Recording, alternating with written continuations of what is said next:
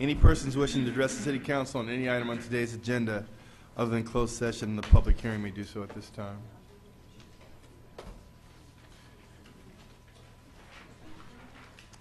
Okay, folks, please come forward.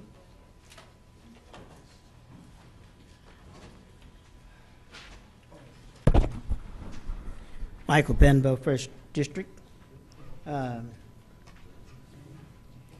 Want to comment on, I'm not sure the number, but concerns the senior safety bars in the bathroom area over at the Osage Senior Villas. Here to support that items, and I don't know if it's pulled. I'm getting some looks. Did they pull the item? It's not pulled. Okay. I'm here to support that. That's I often get up here and talk about one of two things, either the seniors or the youngsters in the city, and we're depriving both of those sectors of the things I think that needs to be attended to, and that's one very important one that deals with health and issues that seniors have, and it's sort of like isolated to seniors. So I'm here to support that item, and I'm looking for an adoption on that item. Thank you very much. Okay,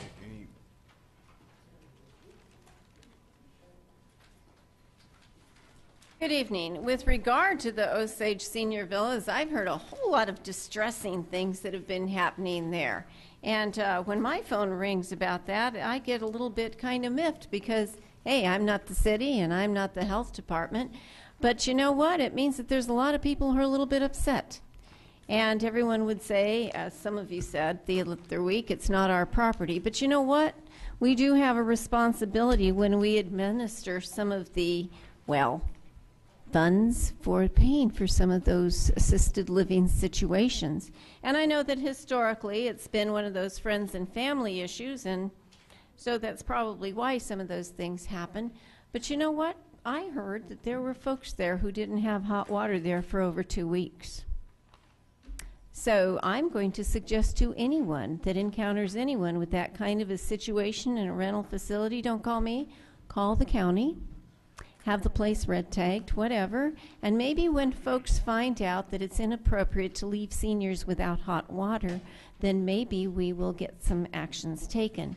But if in fact that does happen, I would hope that the city does go ahead and withhold payment or deduct or do per diems, or definitely let folks know that that's not appropriate. Now, one of you said that dealing with seniors was sexy. What a foolish statement that is. You see, I've cared for seniors. And somehow, it isn't sexy. It's a tribute and an honor and a privilege that we have to take care of those who have given us opportunities for all that we have. Kind of like our veterans. They've gone through stuff that made it easier for us. So when people come along and take advantage of them and use them at election time, I find it disgusting and revolting. Your tribute should be to caretake, not to use them. And I would hope that all of the senior facilities do honor and treasure our seniors. That's one of the problems in our culture, isn't it? We tend to send them off and forget about them frequently instead of honor, treasure, and take them into our hearts.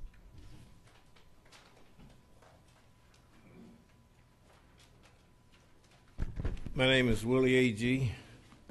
I want to congratulate staff for doing such a terrific job on preparing this agenda item here. You really, really did a good job. I spent the last 2 days going over everything, and everything that you have here, I support, especially the park and recreation items that's here. But there's 2 items on the agenda here that's council initiatives, and that's to rename Crenshaw Drive. If the city got that much money to throw away, then they need to come take care of my street, you know, pave my street, redo Darby Park, you know, where it hasn't been done in many, many years. That would mean something to the city. this initiative 2, CI 2, I understand that's private property, don't belong to the city. So why should the city spend money to upgrade somebody else's property? If you're gonna do that, come put a fence around my house. I can handle that. You know, if you just got money, but if you just out campaigning trying to get some votes, then that's another thing too. And this is not the way to do it. And I hope you vote it down. Thank you.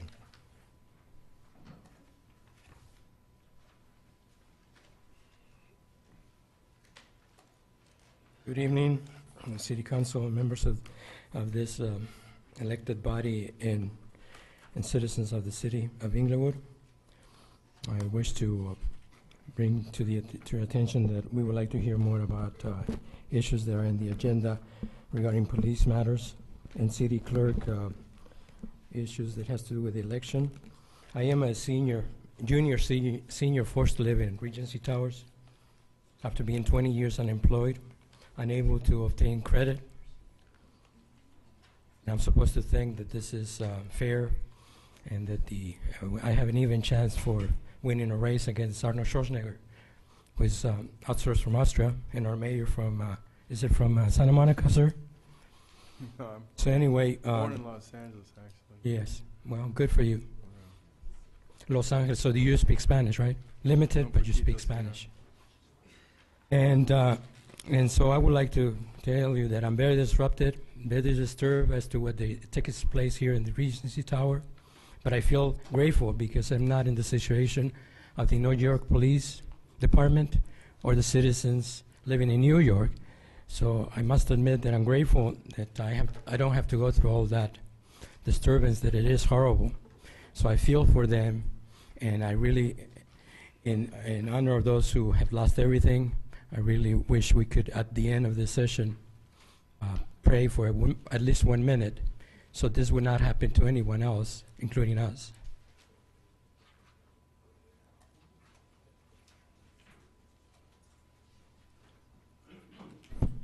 Good evening, Council. My name is Katie Fuller. I'm a resident at Osage Senior Villa, and I'm representing a number of seniors. And the complaints are which we have made a number of complaints regarding the safety for us at the villa. Also, we have another problem of we don't have management there. We haven't had true management since August 31st. We have the problem of no security. We've had a number of problems that have happened in our facilities. So we're asking the council in any way that they can direct us. Thank you.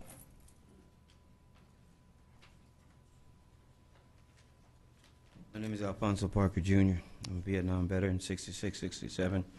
That's not what I'm here about. I put that in there for later when it's open. I'm speaking to the issue of Endeavor Lane. I think that's very important and historical that you approve this, and we as the general community approve it. This is a historical event. I worked on the prototypes when the first satellites went back up in '62 when I got out of high school as a trainee, like Obama's talking about kids today. I went in a training program. I was a part of the early stages of that, Skylab, the communication satellites. This is history. It's something that will never happen again. It's staged. We are history in Inglewood. Like I told you last week or a few weeks ago, it wasn't last week because that was my birthday, by the way. And I'm glad you didn't have a meeting. But this thing here is historical. It truly is. And nobody talks about it. I read the papers. Torrance, South Bay has taken credit for this whole thing with no mention of Inglewood. L.A. took credit for themselves because theirs was separate. And the only way we can mention ourselves is we speak up for ourselves. And one way of doing it, nobody can ever take that from us, no matter what they cry till the cows come home. But if you name Endeavor Lane, everybody knows that is our stamp, our brand on this historical event. So anybody that tells you it's wasting money, it is not. Anytime you deal with history, it's not a waste. Because history repeats itself no matter what nobody said, no matter how bad it gets or how crooked it gets. History always comes out in the end because it has a habit of repeating itself no matter what nobody says.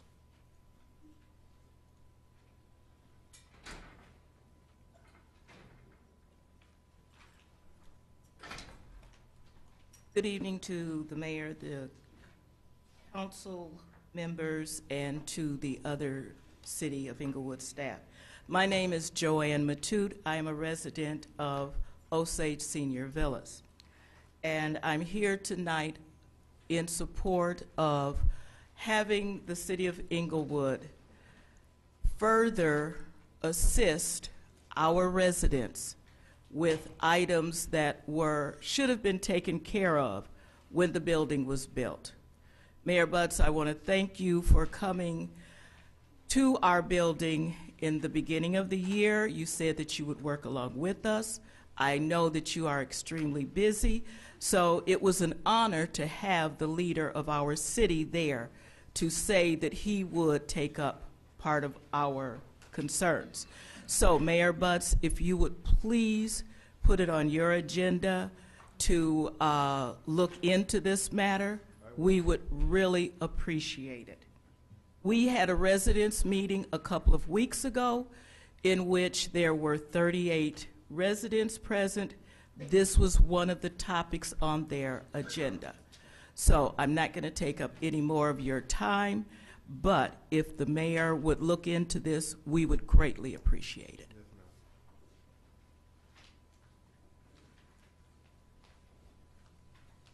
Good evening, Mayor, City Councilmen and women, and staff. My name is Derek Steele, Civic Engagement Programs Director of the Social Justice Learning Institute. I'm here speaking on DR1 about the Energy Action Plan. I just wanted to commend the process. I was actually able to attend with some fellow community members who were representing their particular block clubs about going through the process to find out what the city is working to do to be more conscious of the energy that we're spending, the energy that we're using in the city, and how we can conserve on a lot of those fronts, as well as different avenues that we're going forward, keeping in mind climate change as well. There were a lot of ideas that were brought to the table. The process was very, very open, gave community members an opportunity to bring some ideas to the table that I thought were very, very beneficial to the process. And I'm looking forward to the overview that actually comes forward. But as a community member, I just wanted to step forward and let you guys know that the work that the planning department is doing on that front is some tremendous work, and I'm appreciative of it. Thank you. Thank you, sir.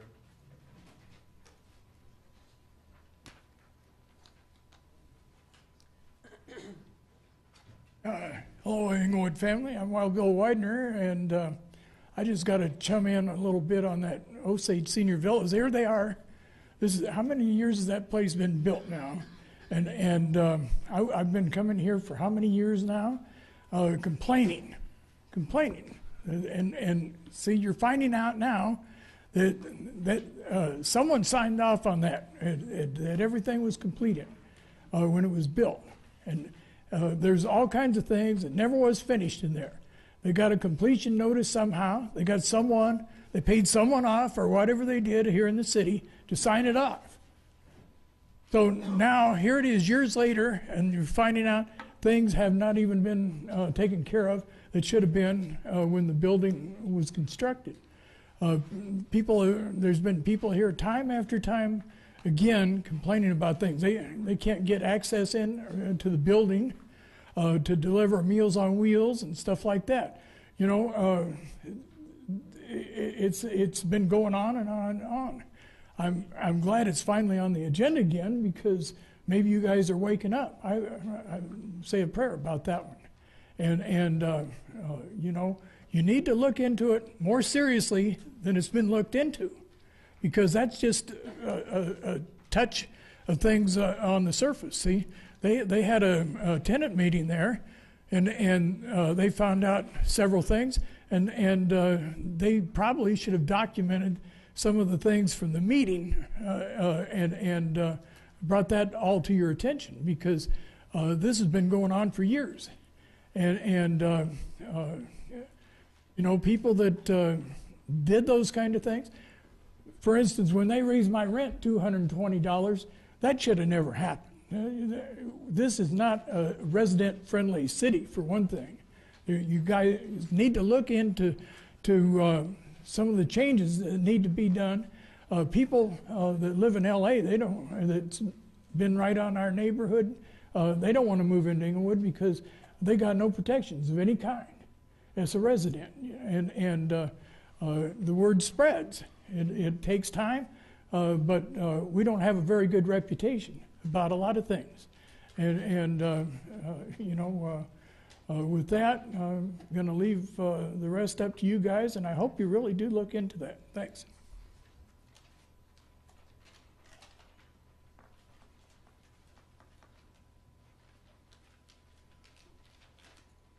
Good evening, Mayor and City Council staff. Ray Davis, 2nd District.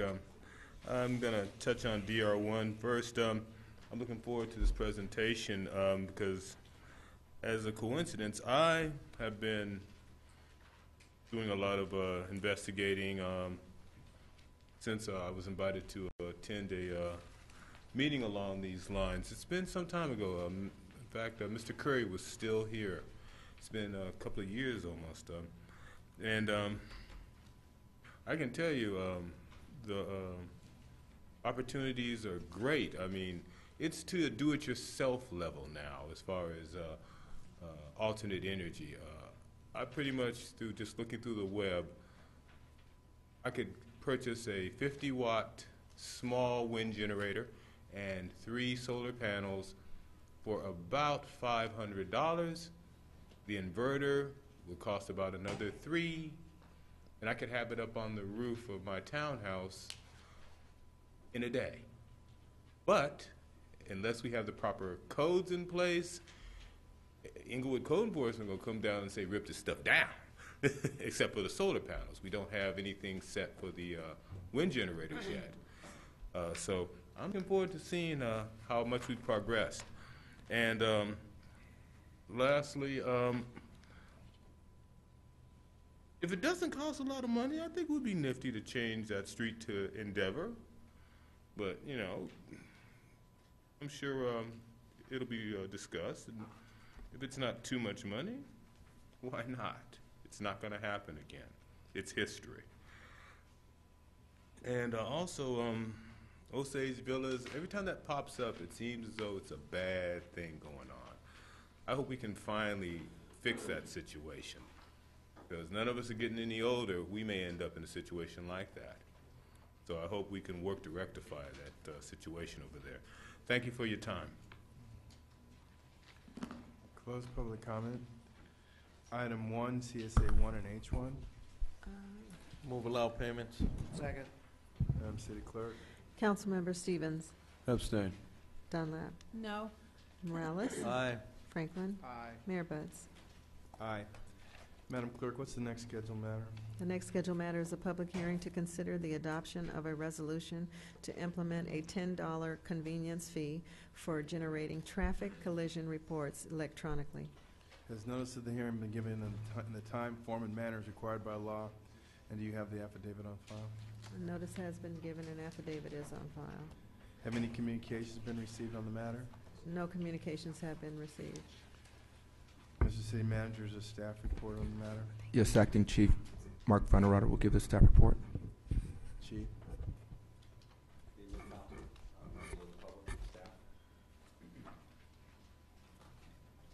Thank you. This staff report is concerning Crossroads, which is a software company. And if I could, just a real brief history. The system we have in place right now is very antiquated. I think I spoke previously on the subject matter.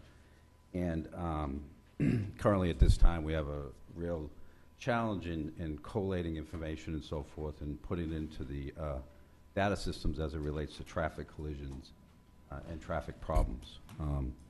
This software company, which is called Crossroads, alleviates that problem in that it will take all that information, put it together, which is now manually entered, and we'll put it, collate it together automatically.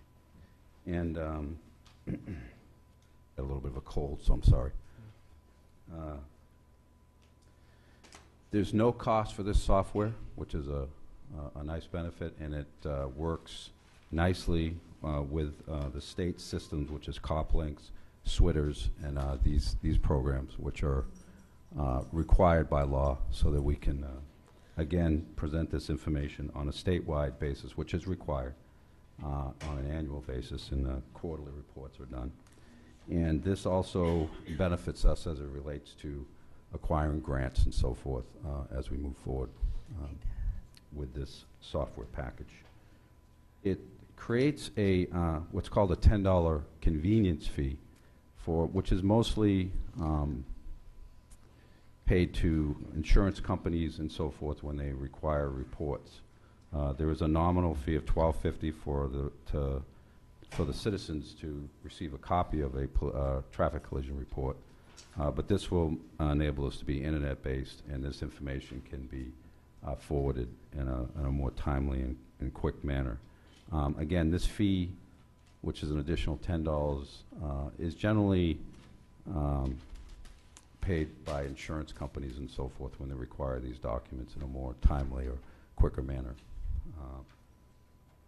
And again, there's no cost to this. It's free software, and it's compatible with the system that we currently have. Thank you. Are there any members of the persons present who wish to address the council on this matter? I'm Michael Benville, 1st District, also Commissioner of Parking and Traffic.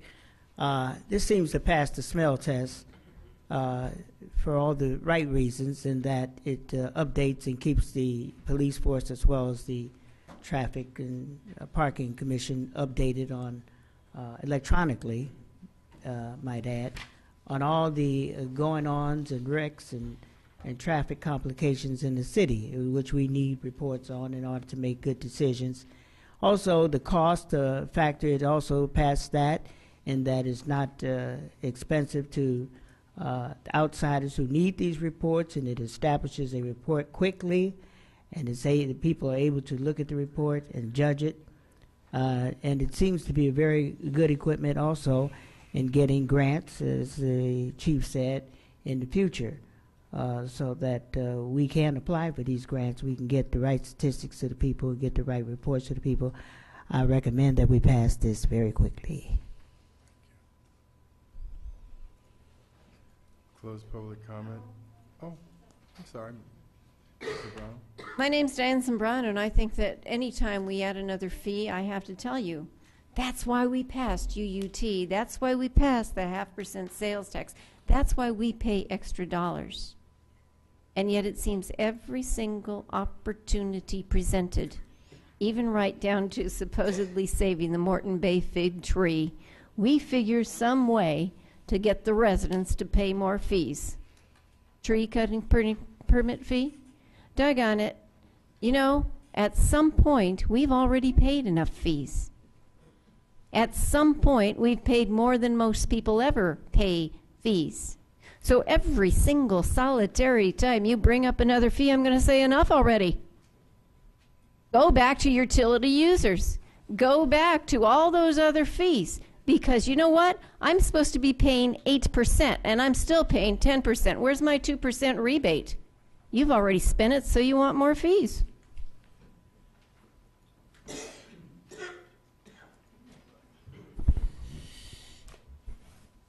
My name is Willie A.G. I want to support what Jumbo had to say. That this is something that we've been needing. City that's free, not a city. You pay for what you get. I understand there's no cost. What more can you ask? It's going to deter crime. We holler about crime. You know, I was in a meeting last night about it. We need to do things that's going to help. And I think God for the chief of police because he's doing some terrific work here. Park and Recreation, he's, believe me, big difference as he's been. Thank you very much, Chief. Thank you, I sir. support you. Thank you.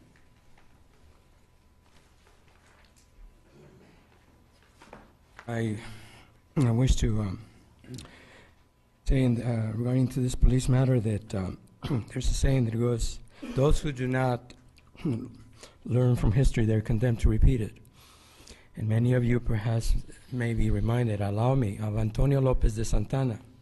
He used to say that he put taxes even for every window that people would open in their homes.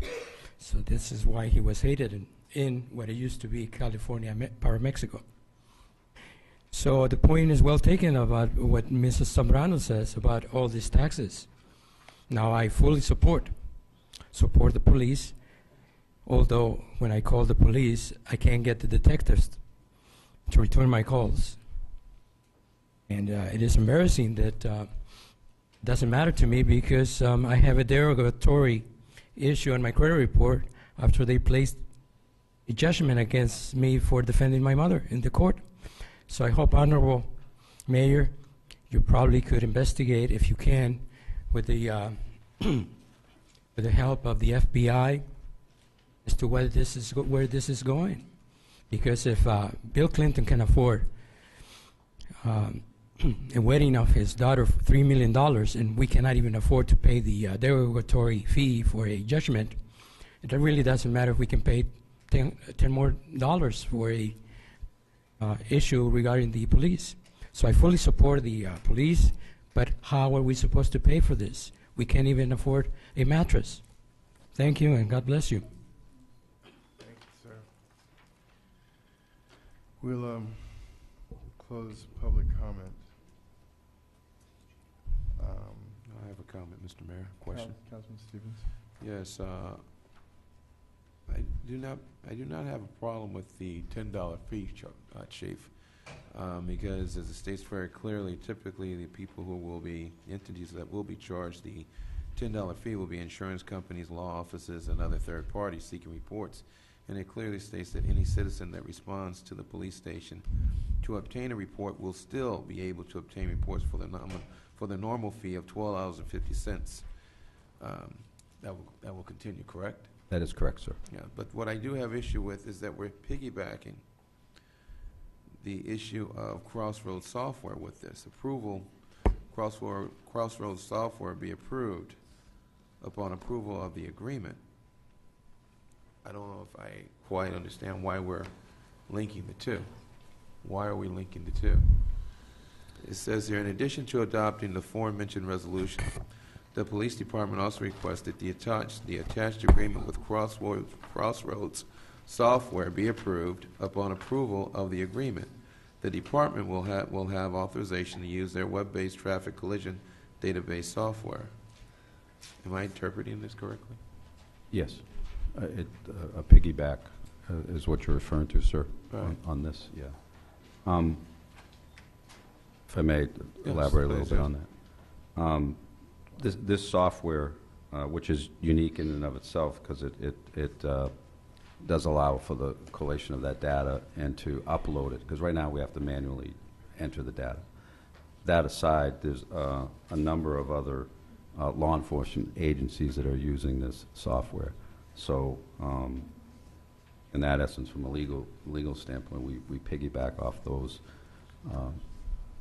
contracts, or the language in that contract. Oh, okay, but what I'm trying to understand is that Crossroads software, I just feel that it should just be a separate entity or separate contract. Are there other companies that we could utilize that would do the same thing as they are? Well, there are other companies out there, but this one in particular, on a couple fronts, the software is free. The capabilities of this particular software are unique in that it does have the ability to upload the information, traffic collisions, what we call primary collision factors, all that data that we need to upload. And this particular software is unique in that capability. So that creates a situation where this is a real win-win for us. And like you pointed out initially, for citizens that do come into the station to purchase report, there's no increase in fee. It's still the same. And so this is really a win-win all around. Okay, thank you, Chief. Mr. City Manager. So how much will this contract with Crossroads cost us, Mr. Fields? Your office, yeah. Mr. Fields, you're linking the two. Yeah, as the chief stated, this is a no cost for the city. Crossroads is just providing their services for Well, I'm free. sure there's some. There is no cost. So what they get is the $10 fee. Right, okay. Really? Okay, so there is no hidden cost anywhere in this with Crossroads, leaving the city on the hook for it. There is no hidden fees. There's nothing, because there's.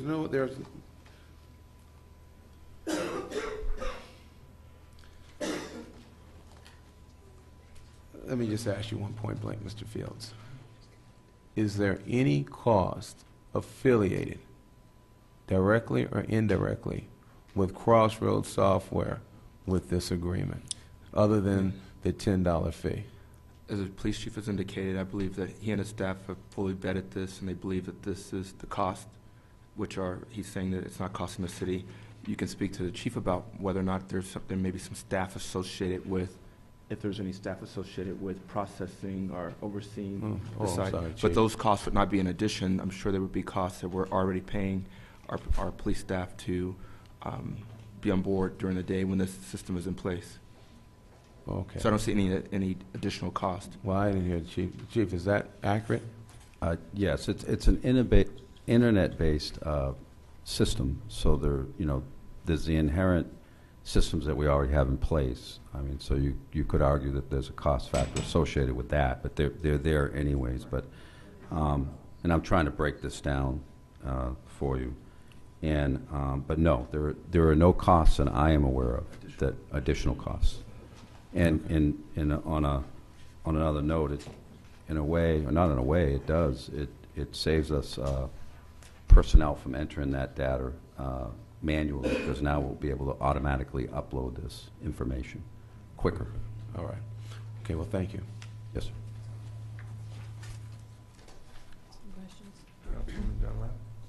Is there any, who does the data entry? Currently, it's in our records No, division. I don't mean currently, I'm saying with regard to using this software. How do they get the data?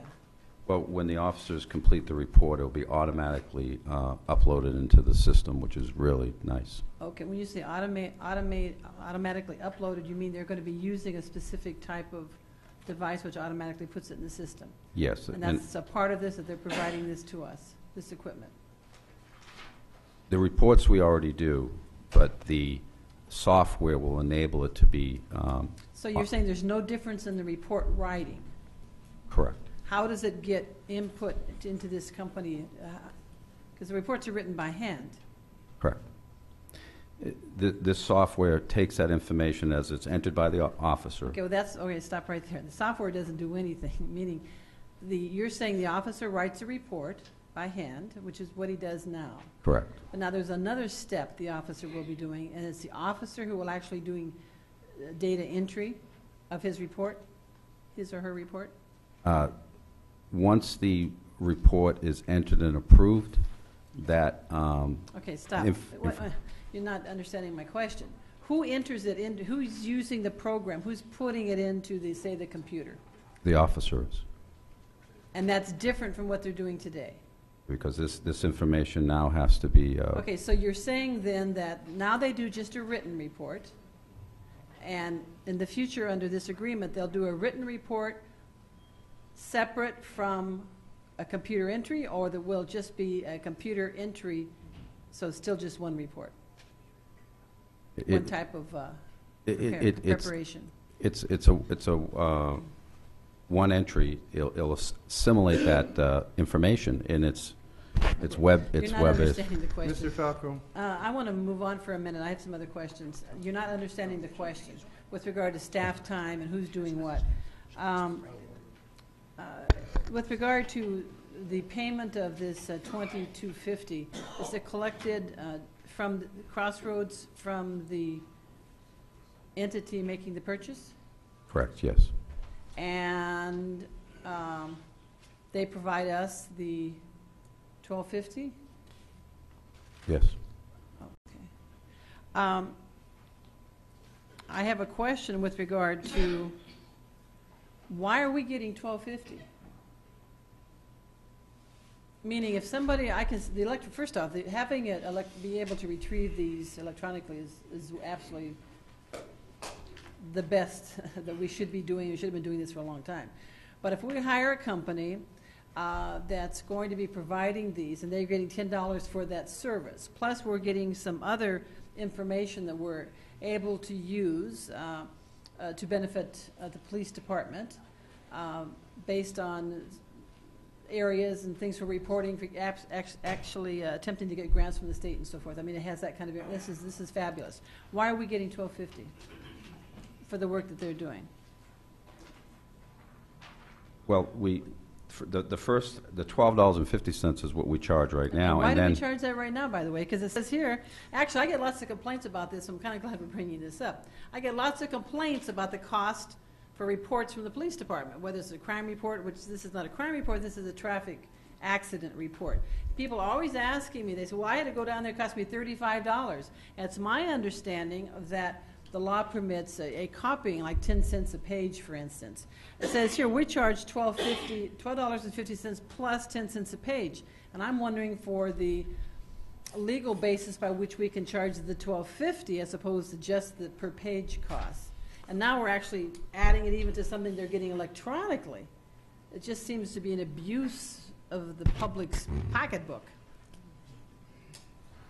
If I can respond to that real quick. I think the council member brings up a good point in terms of our fees, and I'm working with staff currently to look at reevaluating a number of our fees and make sure they're accurate.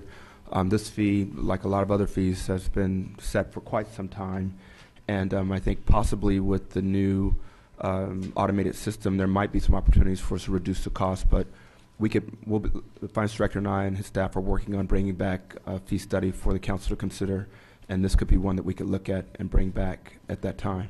Okay, well, I don't know when that's coming back. I mean, we're looking at it tonight because now we're still building in the 12. But we're not asking the council. Oh. No, it's on the agenda, and I appreciate the fact that it's there because, like I said, I'm going to repeat. I get lots of complaints. I know the city always needs money, but sometimes I think that we're just being abusive.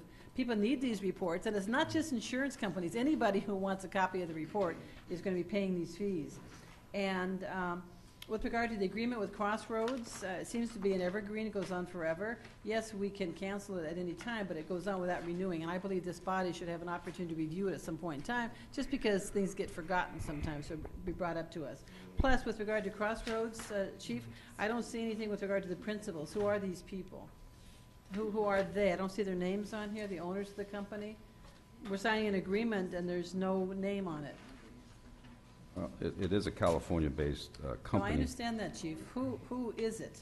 Who are the people involved? Somebody has to sign it. For us, it would be the mayor and our city clerk. Their names are on here.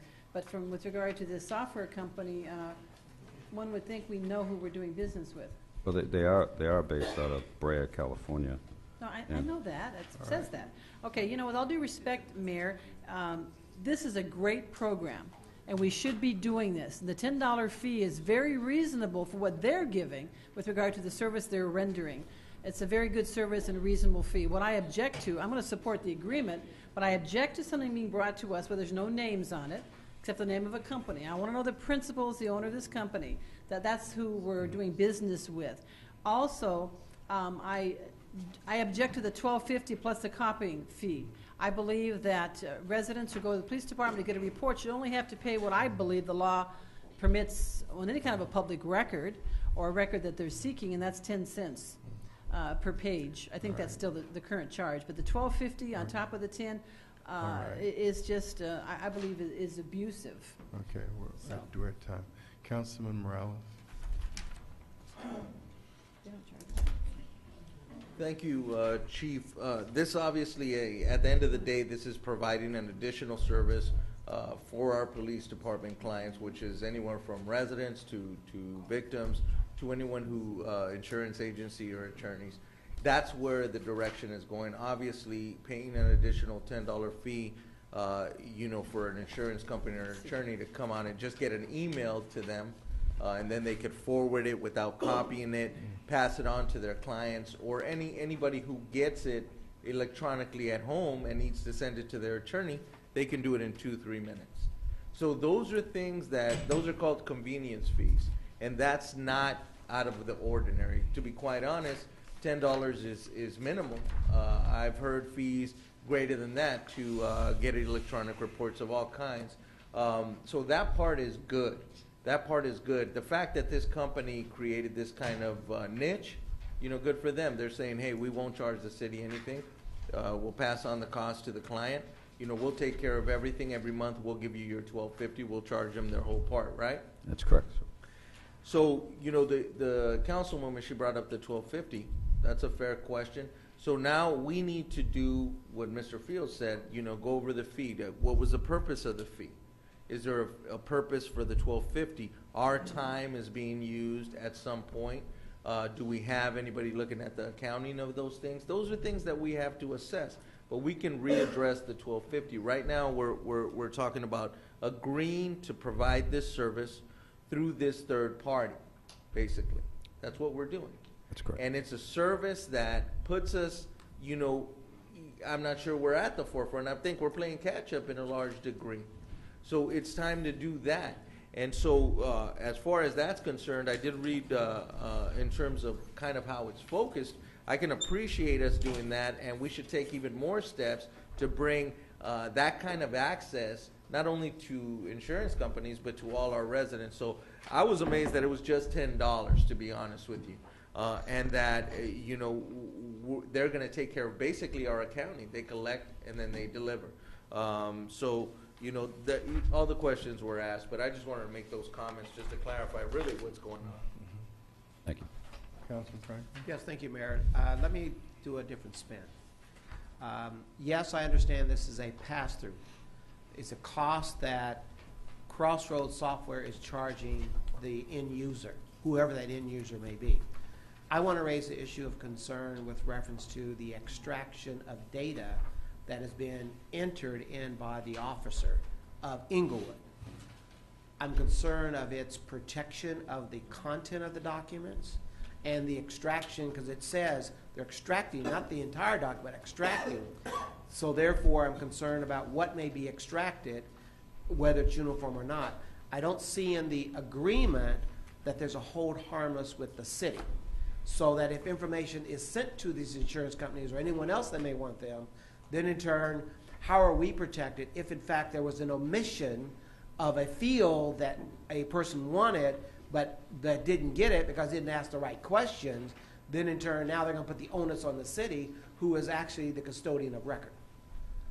So I recommend, Mr. City Attorney, that if we, upon approving this, that we do a disclaimer so that way the city is in fact held harmless should there be a opportunity where extraction is made on these different fields, but not all the information was fully disclosed. The further thing, I also want to make sure that it's a PDF or some format that no one can tamper with the content of the document, which was not identified for our security and protection as well. Thank you, Mayor. Thank you. Mr. Falco, the records manager here. So, Chief, earlier the councilwoman was getting at who keys in the data, and if Mr. Falco or the records manager.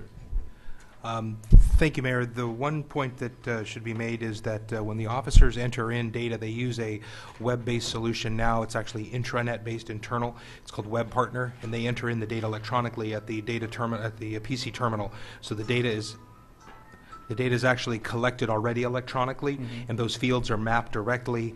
And to the councilman's question about protection of the data, the interface between the terminal and the website is 128-bit encrypted SSL, which is secure socket layer, which is the standard highest level security that's utilized for most banking and finance applications. Okay. And then finally, as it relates to the $12.50 fee that we charge at the counter. I'm sure, like most police departments, some time ago a fee study was done that time sliced what it takes to generate the report and finally give it to the end user. And I imagine at some point, well, Mr. Falco, you would, and Mr. Attorney, you, City Attorney, you would have been here, that the council approved that study that was done to. We couldn't have implemented those fees unless the council approved them. Is that correct or not? Yes. All right. So basically, Chief, the fees were set because a study was done, and if we're going to do another study, we may find that it costs less to generate a report. I surely hope so. Okay. I think it's an excellent product. I think it's great that it's no cost to the city. And I think the $10 convenience fee is a great convenience for anyone that takes it electronically, because now they can, sit right where they are and get our report. So I really commend you for this. Thank you. Thank you. Move adoption. Second. Improvement. Comment. Councilmember Stevens? Wait, she comment. Oh, Yes. Actually, I'm not aware that any such agreement was approved. It may have been, and if so, I'd like the date of that approval. But once again, getting back, we're kind of mixing apples and oranges. This is a great product that we're using this evening with regard to this type of electronic retrieval by members of the public and or anyone else who wants to have it. Is great. But I'm saying there's still other issues here, and that is, once again, the $12.50. It's my understanding of a California law that one cannot charge for staff time in the retrieval of documents. That's my understanding. Things could have changed. I could be in error. It's been a while since I've researched it.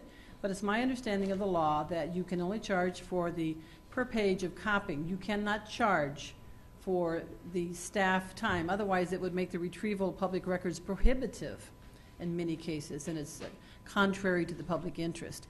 So that needs to be looked at. And I'm still concerned, like the $10 is a bargain based on what they're going to be doing for us with regard to the type of information that we're going to be accumulating and being able to use for grant requests and so forth. That's great. But once again, it's the other charges that we're getting, the VIG, so to speak, that we're getting makes no sense to me.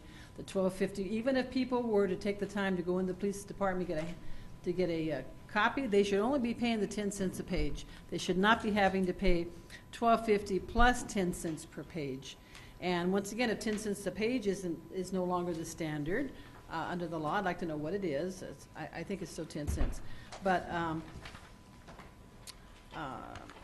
I also would like this, Chief, I believe that this should be brought back after some time frame, whether it's we do have contracts for 2 years, sometimes 3 years.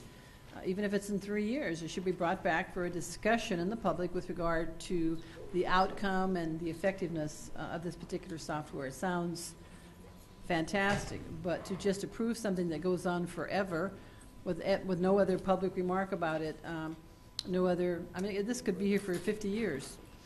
I mean, there's no ending. So I think there needs to be a time of value. People can come up here and tell us how great it is, that they've had an opportunity to retrieve documents electronically before when they had to come down here. But I just think we need to have that opportunity. So I would ask that it be brought back like in 3 years, not just for the discussion to see how it's functioning for the department. And eventually, I think it will save a lot of time. Now, my understanding now is that an accident report today is keyed in, and so there will be no difference. There's no more additional time for our officers, correct? That's correct. Okay. Also, on the resolution on page 1, line number 26 needs to be corrected. It says the public hearing is being held tomorrow, so that date needs to be changed to today, 13th. That's on line 26. Thank you. I have a comment, Mr. Mayor. Yes, as my colleague so eloquently stated, Mr. Fields, staff time, that's not an expense? I'll go with the city attorney and look into that. In the keying in of data? See, understand, Mr. Fields, the document clearly states that what we in fact are doing when we commit to an agreement with Crossroads, the software company, we're actually also entering into an agreement, Mr. Fields, with Carfax. Carfax is an entity that allows an individual, when you purchase a car, to pay a fee to obtain the history of that vehicle. Carfax charges the general public. Therefore, this is also an opportunity for the city of Inglewood to generate revenue for itself. Should we actually be giving away our data for free? Should we, Mr. Fields? I mean, in this time of economic crisis that we have here in the city of Inglewood that you've described, and you've described that the residents are going to have to go without certain things, should we actually not be seeking every source of revenue that we can find? The document clearly states right here in the agreement, it states right here, Inglewood agrees to allow Crossroads to share VIN numbers and other crash data with Crossroads partner Carfax. Crossroads partner Carfax, yeah. Very clearly, Mr. Falco. Showing that to you? Yeah, Crossroads partner Carfax. No personal or private information concerning drivers, passengers, owners, witnesses, or other involved parties is shared with Carfax. Carfax. This is vehicle only. VIN level data that assist Carfax with their law enforcement and consumer services programs and provides the users of those services with timely and accurate information about a vehicle. Understand? And provides the users of those services, Carfax services, with timely and accurate information about a vehicle. Carfax will provide Inglewood with a courtesy account. Carfax will provide Inglewood with a courtesy account, which allows Inglewood to obtain free vehicle history reports from Carfax for use in Inglewood's vehicle theft and fraud investigation. Well, that's all fine and dandy. They're going to give something for free. But why are we giving our data and our manpower and our hours for free? So you're the general thing. Yeah, well, somebody has to key the information in, right, Mr. Falco? And Mr. Falco, excuse me, I'm suggesting this to the city manager. He should know this, right? Right? So your point is this, sir. If you ask me, we should take every opportunity that we can to generate revenue when we're asking residents to make the ultimate sacrifice, not the ultimate sacrifice, but to make sacrifices here in this city. Carfax is their partner, as it clearly states. Carfax sells data to the general public.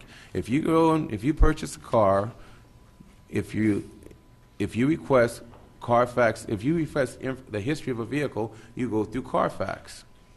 Now, as my colleague eloquently asked the question, but I asked it to you, but you didn't know. You referred it to the chief of police, which is fine, but you should know. You should know. How much is it going to cost the city of Inglewood and its residents? Someone has to key the data in. Somebody does. The second thing that has to happen is that we should be obtaining some type of fee or some type of charge for allowing them access to our files. We shouldn't give that information away for free simply because they're offering us something, a service that's going to help them make money.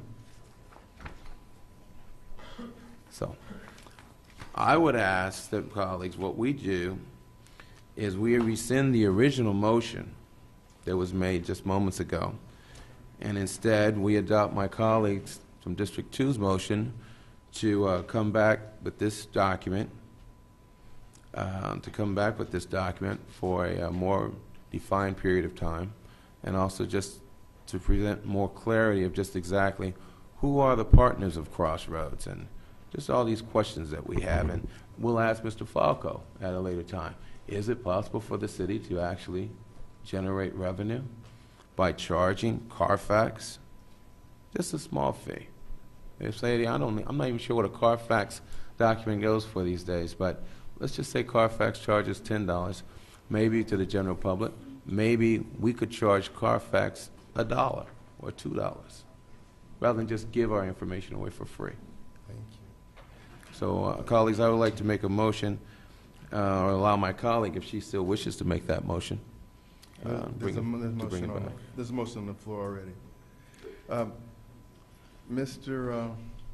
Falco, since you're an IT person, I'm an IT person, the reality is that we already have to input the data to generate the report. I mean, we don't do any additional keystrokes. We use the same amount of labor that we initially used to generate the report. Now the data is just captured and, you know, sent through the system and comes back to us in various ways. Is that right? Yes, sir. The data is actually being taken from the database at Crossroads, and we have to agree to allow them to access it since we are the creator of the data. When the data is automatically transmitted to Crossroads, it resides in their secure server, and they have a partner, in this case Carfax, that says we would like to obtain the VIN number and the information associated with the vehicle. We call that crash data, and that is what assists Carfax in being able to produce their accident report history for the vehicles. There's no additional labor that is involved because the officer taking the report would already have to have the VIN number and associated crash information on the accident report itself. Okay. And Mr. Fields, as it relates to revenue, we still get the $12.50 per report, although the $10 convenience fee goes to Crossroads. Is that right? That's correct. So, Mr. Falco, in effect, this does extend our reach to be able to generate revenue because persons that otherwise might not come to Inglewood, they live in Buena Park and they need a copy of the police report, they can do it online. Yes, sir, it does. By providing it on the internet through a secure socket layer mechanism such as this, anyone in the world with an internet connection could actually obtain and pay for a report that they otherwise would have had to come into the city of Inglewood to obtain. So this doesn't diminish the fee that we charge. They rebate that to us, although they collect it. Yes, all right. Madam City Clerk. Councilmember Stevens. There was a motion. There's a motion To on the rescind? floor. The motion that's on the floor is to adopt the resolution and approve the agreement with Crossroads Software as recommended by the Chief of Police. Am I correct? That's correct. That was the Okay. motion. That's the motion on the floor. Okay. Okay, so aye. Aye, okay. Dunlap. Aye. And Chief, would you please get me the name of the principals, please, of Crossroads? Yes, sir. Morales. Aye. Franklin. Aye. Mayor Buds. Aye. Consent calendar items 2 through 10. I so second. Councilmember Madam City Stevens. Clerk. Councilmember Stevens. Pulling item 6, but aye. Thank you. Dunlap. Aye. Morales. Aye. Franklin. Aye. Mayor Buds. Aye. Item 6.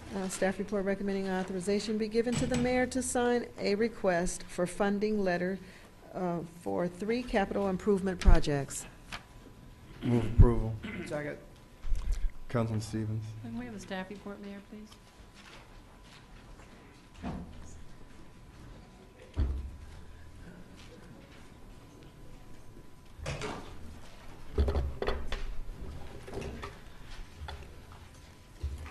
Good evening, council members.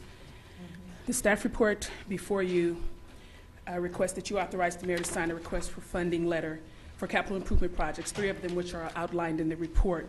The funding is up to $25,000 and it's available through Los Angeles County Supervisor Mark Ridley Thomas's office in conjunction with the Los Angeles County Open Space District. Eligible projects can be as small as $15,000 up to $250,000. The projects that are before you today are taken from the city's recently approved capital improvement plan. Under that plan, there were approximately 40 unfunded projects, and these were deemed to be of the greatest need. So we are recommending a project at Vincent Park, which includes the Veterans Building roof repairs as well as floor repairs, Darby Park improvements, which will include the HVAC and ventilation equipment, and then North Park for outdoor fitness equipment. The total project allocation, or that we are requesting is $250,000. Councilman Stevens. Yes, I have a question regarding Darby Park. Yes. When the weight room that we have there, the equipment is deemed to be unsafe, is that correct? Is that why it's closed? The equipment is deemed to be unsafe, yes. Okay, now, in back of the weight room, we also have a shower, is that correct? In back that the homeless were using, so we closed it? We have a restroom facility there that was used in conjunction with the weight room and the racquetball room, and there's also a sauna. Okay. So what we're actually doing here is we're installing air conditioning units for the Darby Park facility, correct? Yes, for the entire facility. And we're also including, and we're also placing a new roof over the Veterans Building, correct? That is correct. Okay. All right. Thank you. Thank you very much. I have a question, Mayor. Yes. Councilwoman Dunlap? With regard to the roof at the Veterans Building, is it going to be replaced with historically significant roofing materials to match going along with the study we did a number of years ago? Absolutely. I spoke with Public Works staff, and they have assured me that it will maintain the integrity of the building. We will be also collecting and recycling whatever tiles that are there that we can match, and then bringing it back to its look and feel to maintain its current integrity. When are you planning on doing this roofing project? Well, it's anticipated that we won't hear about the funding until after February. Then we have to go out to bid, and so we anticipate the project starting in May, June. All right, well, I actually think that's probably a good idea, meaning when we start working on the roof, it's obviously very desirable that we don't anticipate any rain, because we have a very valuable ceiling on the inside of that building. It's all hand-painted, and the building does have, like I mentioned earlier, a great amount of historical significance, having been a public works project. And we want to make sure that nothing happens to it. So I appreciate the fact that obviously you've gone back and looked at those studies that we did to make sure that this work will maintain that integrity. So thank you very much. Ms. Barnes, this work is far overdue. I'm really glad that it's being done. Madam City Clerk? Council members Stevens. Aye. Dunlap. Aye. Morales. Aye. Franklin. Aye. Mayor Buds. Aye. DR1? Staff report recommending approval of amendment number 1 to agreement 11-00066 with Ramey and Associates, Inc., extending the agreement through March 31st, 2012 to allow for completion of the Inglewood Energy Crime Action Plan. Move approval. Second. Climate Action Plan. Ms. Tatum, your staff report. Good evening, Mayor Butts, members of the council. I'd like to have a brief presentation on the city's draft Energy Climate Action Plan, followed by an action on the request to extend the consultant contract, and that's the contract for the consultant who's preparing the Energy Climate Plan. If we could have the lights dim, please.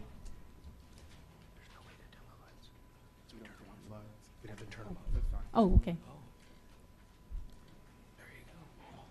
I'm not a technical expert, and there's a lot of numbers here, so I'm going to try to keep it as general as I can. And I'd like to acknowledge, I believe we do have in the audience one of the city's partners in the preparation of the Energy Climate Action Plan, the South Bay Environmental Services Center, Mrs. Sabrina Bornstein. Essentially, I think for those of you who are aware that for the last 20 years or so, the city, the world's climate has been changing, and it's most evidenced by just the increase in the number of emissions or greenhouse gas emissions. And that chart at the bottom of the slide just shows how it's been going up. And this is worldwide here. Again, I'm going to try to keep this really brief and give you an overview. I think you also realize that as a result of global warming and climate change, there are some very real effects that come out of that. And this list here gives you on the left some of the physical changes that result from climate change. But also, importantly, there are some social and some economic changes that also result. And just for purposes of brevity, I think we know that one of the most significant changes that we've felt and experienced here in some of the more recent weather patterns is just a change in the weather patterns. But again, what that means for us is that economic impacts from displacement and property damage and the like. So these are just some of the general impacts from climate change. Specifically here in Inglewood, the impacts are no different. They're the same things that are evident worldwide. Again, changes in temperature, air quality, and weather patterns. There has been recent legislation that has consistently been marching towards cities addressing global warming and doing whatever they can. And these are some of the most recent pieces of legislation. You've probably heard of AB 32 that was signed by the governor back in 2006. It was called the Global Warming Solutions Act. And it essentially mandated that local governments within the city reduce their greenhouse gas emissions to 1990 levels by the year 2020. And SB 375, that was another piece of legislation that linked transportation and land use planning as key means of reducing greenhouse gas emissions in the state. And more specifically, 375 required regional governments like the Southern California Association of Governments to adopt a sustainable community strategy that addressed the greenhouse gas reductions at a regional level. And then lastly was SB 97, and that essentially required when local governments take actions on CEQA, it now requires when we do the negative DECs and the categorical exemptions that this council routinely approves, it says that environmental action must take into account climate change. So here are the four components of a climate action plan. Essentially, the city prepares an inventory of what the current greenhouse gas reductions are, which is a baseline. They then essentially say what is a reduction target that's appropriate for the city to consider. Obviously, then you have to have specific targets or strategies that achieve that target, and then lastly, a system to monitor to make sure that those reductions are being achieved.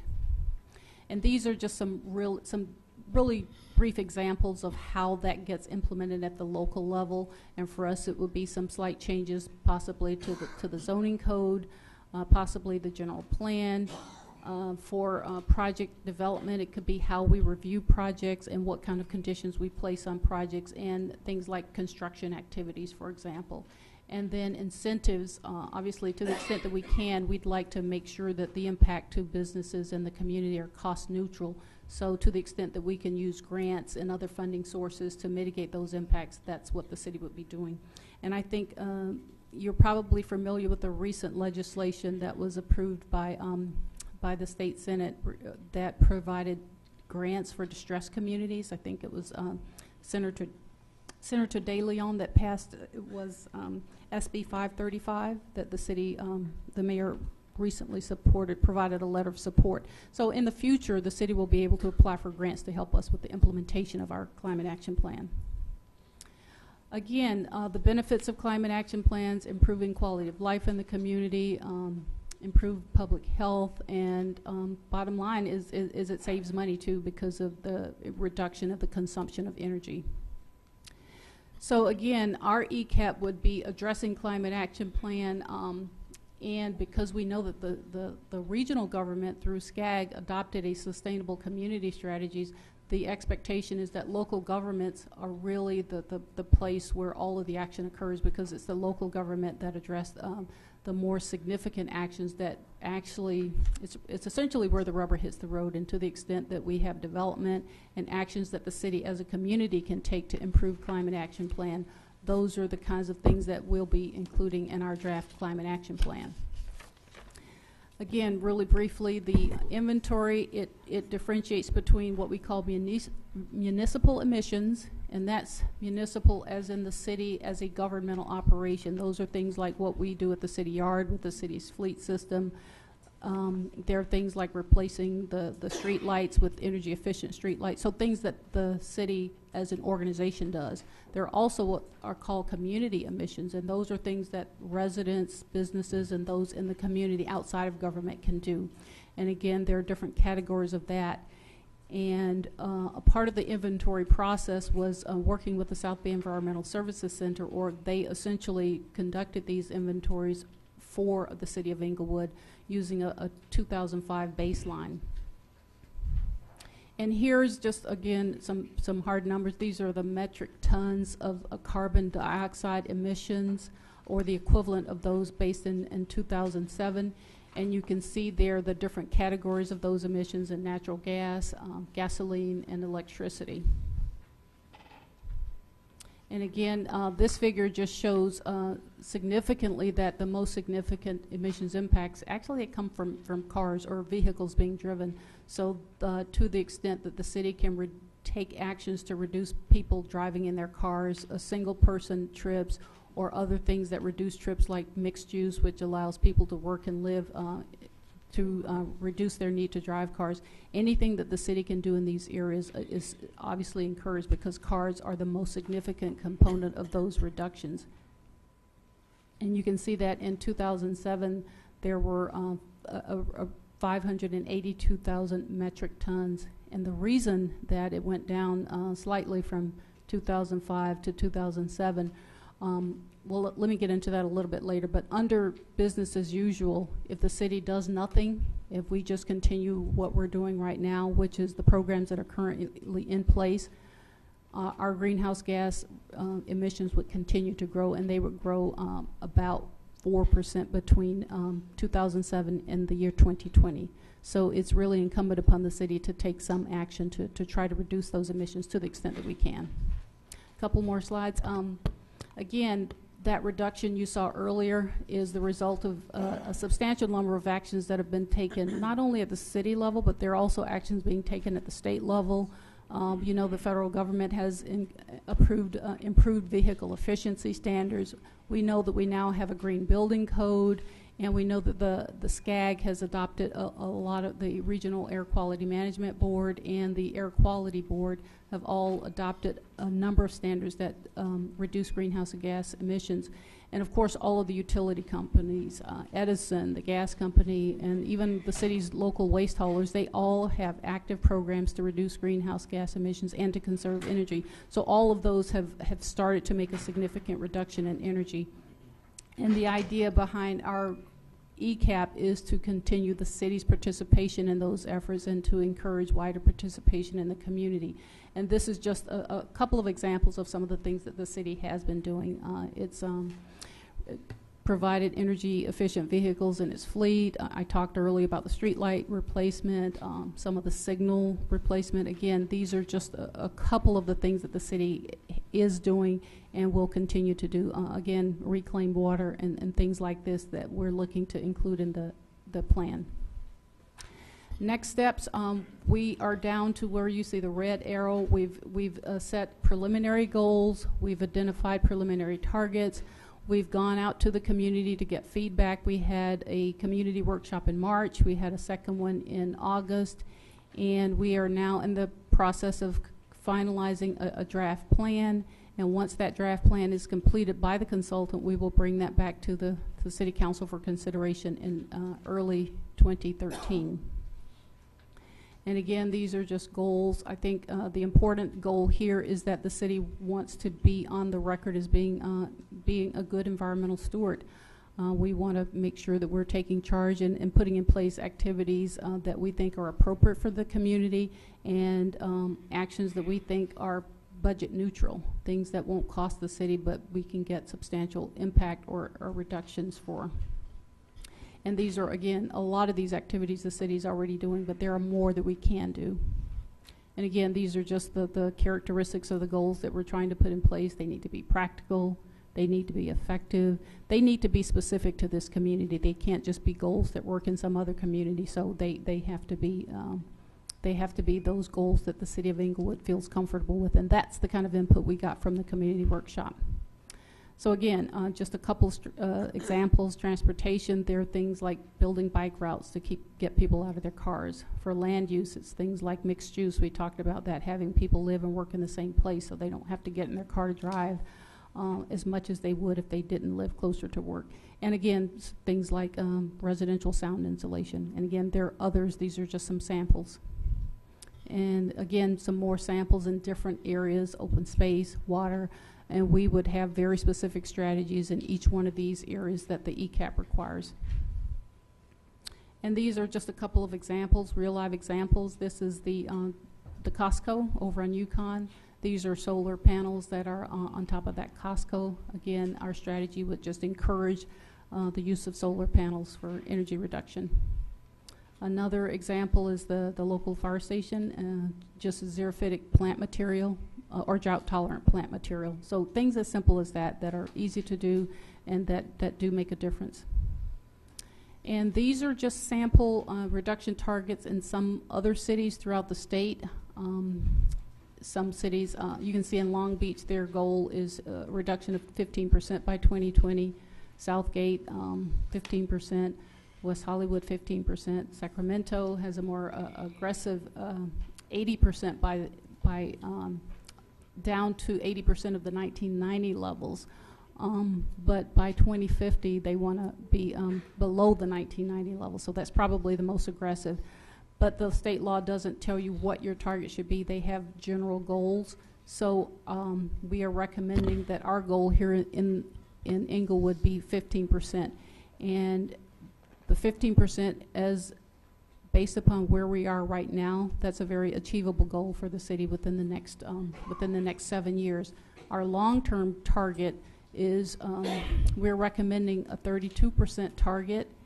And that, if you notice, we're not calling that a target as much as a goal, because it's a little bit softer approach that's saying we're not going to commit to that, but we're going to strive to reach a 32% goal. And that's a recommended state goal, but it's not a requirement. And lastly, we think that the most critical piece of this that you'll see when you get the draft plan is that we think that all of these strategies need to be budget neutral, just to make sure that there's no economic impact to the community. And again, I'd just like to recognize the city's partners in this effort, the South Bay Environmental Services Center, as well as the South Bay Council of Governments, and the other partner in the city, and just in way of their significant support to this effort has been the the Social Justice Learning Institute as well. And again, this is a cooperative effort that has been jointly done in the Planning Division with substantial support and effort by the Public Works Department, Finance Department, and the Parks, Recreation, and Library Services Division. That concludes staff's presentation, so I'd like to recommend that we extend the contract of the consultant who's preparing the draft ECAP, and I'd be happy to answer any questions.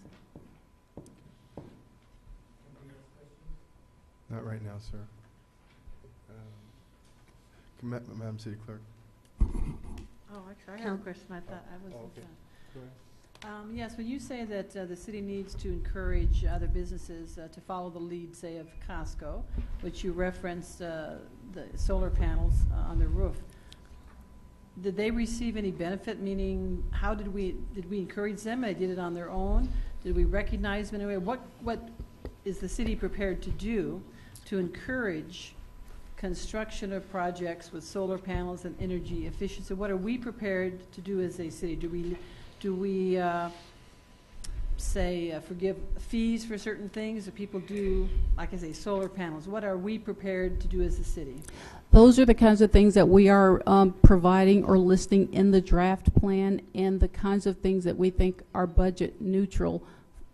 Let me go back to the Costco example. We did not provide any incentive for Costco to provide the solar panels. However, if the city chose, there could be some incentives, and the feedback that we got from the public was to try to encourage the city to do whatever it could, but they of course weren't the council, and they couldn't give us specific direction about the kinds of things that they thought that the city could or should be doing, other than things like drought tolerant plant materials, some fairly minor things. So I'm very open to taking any suggestions from the council, and when we come back to you with that draft, you can see the suggestions that we have preliminarily, and you can certainly add to that, and we can take your recommendations into consideration. All right, well, thank you for that. I would hope that staff also could do the research to bring back to us with regard to other cities, or what are they doing? Yes. Because obviously, we have some goals that we would like to make, and it's always great if we can exceed those goals. But Yes. we do have a role to play. Meaning, Costco has set a great example, but they actually obviously receive a benefit. They have solar panels, Yes. to cut down their energy costs as a company, but that was a corporate decision that they made, nothing to do with us. And I'm saying if we want to encourage other developers or those building in this city to do these things, we have to offer them some incentive, I think. Many people will do it on their own, and many won't. We have a reason to encourage them. So I want staff to really to do some Okay. brainstorming, look to see what other cities are doing, especially some of these cities that have the 80% goal by the year 2050, and see what they're doing today, or what are they doing. Let's take a look at some of their plans. So you'd like to see some incentives that the Yes. city can, okay. Yes. So And so we can I'm assuming encourage. cost neutral. That's kind of been the direction we've been going, cost Well, right neutral. now, I want to find out whether cities What are they doing, are? period. Okay. Just period, because it does improve the quality of life here in our community. Okay. So, thank you. Mayor. Councilman Franklin? Yes, let me just follow up with Councilwoman Dunlap's areas of concern. The South Bay Environmental Service Center provides free services to our businesses as well as to the residents on how they can better operate their businesses and your homes more energy efficient. And in fact, we've been promoting for years, funding has been made available called Kitchens for Cash, encouraging restaurants and others to come in and use the state-of-the-art fixtures. That way it would be more energy efficient and cost savings to them. We also came up with businesses changing your ballasts free of charge with a support of the various utility companies that partner with the South Bay Environmental Service Center. Just recently, we reached out to the restaurants regarding water brooms, on how they can better hose down their sidewalks in front of their businesses to remove some of the stuff up. Again, more energy efficient. So those are just some of the items that we have, and we encourage anyone that's interested to simply contact either our staff or the South Bay Environmental Service Center for additional free items that are available. In fact, at the recent town hall meeting we addressed issues about energy efficiency in your home that is supplied by Southern California Edison and others, where they have pre-screened contractors in Inglewood and others to be able to provide that kind of service. Thank you, Mayor. All right. Ms. Tatum, I don't know that the city would have the money to provide economic incentives, but is it or is it not true that, for one, if a business or residents invest in solar panel equipment, there's a rebate or a tax incentive from the federal government to start with to make the equipment less expensive? Secondly, isn't it true that both SCE and DWP will provide a rebate on your electric bill if you allow that captured sunlight energy to go into their grid? That one I'm not sure about, but we can certainly find out. I believe that's true. So actually, the economic, I think it is true. And so actually, the economic incentives are built in to the investment in the equipment. So I think that our most proper role would be to make residents and businesses aware of the money that they leave on the table, although they'll have to recapture it in the long term because it's a significant capital investment. And maybe if we look at how that economic incentive is communicated, maybe that would help as well. All right, Madam City Clerk. Councilmember Stevens. Aye. Dunlap. Aye. Morales. Aye. Franklin. Aye. Mayor Butts. Aye. DR2 and CSA 3. Quorum, Mr. President. Staff report recommending award of contract for lead paint and asbestos abatement and demolition of various city properties along Century Boulevard and 102nd Street per bid number 0059, and adoption of a resolution amending the 2012 and 2013 fiscal year budget. Move item 1 through 4. Second. Councilmember Stevens. Councilmember We're asking Stevens. for a staff report? No, not necessarily, unless you want it. Yeah, I'd like to have one. Ms. Cruz. Okay. Mayor and council members, the former redevelopment agency and the city of Inglewood have been acquiring property over many, many years under the flight path using the noise mitigation program. We currently have 12 parcels still that still have residential buildings that range in size from about 40 units to single-family dwellings. These buildings are in serious disrepair. They have been red tagged by our building department, our building official, which requires us to demolish them. The properties were originally purchased with a combination of federal aviation funds and Los Angeles World Airport funds, though we do have 2 of the properties, I believe, that have tax increment monies. In June of 2012, we did issue a bid, a circulated bid for demolition of all 12 buildings. We prepared the lead-based paint and asbestos surveys, which is required before we can issue any kind of permit to do the demolition. So we incorporated those in the bid package, and we circulated them. As we were going forward with the project, we learned that we had approximately 4 of our properties that needed to be handled differently, or the asbestos needed to be handled differently. And what that is when asbestos has been uncontained, or whether it's been disturbed, we have to do what is called a Procedure 5. And a Procedure 5 can be somewhat more expensive. We have to do a specific work plan, which we did for those properties that required it. We got those pre-approved by AQMD, so we can make sure that those were plans that AQMD would accept. And then we went forward. And we did receive about 5 bids, and interior demolition turned out to be the lowest bid. We then started to evaluate interior demolition to see if they were also a responsive bidder. And in that process, we looked at their references, their background, et cetera, and we determined that, yes, they were not just the lowest bidder, but also the lowest responsive bidder. After the deadline for the submittal of bids, there were 3 fires that took place out there, a small garage and a couple of the houses. Unfortunately, at that point, it becomes disturbed asbestos, and we have to look at modifying our approach to the asbestos abatement and prepare Procedure 5s.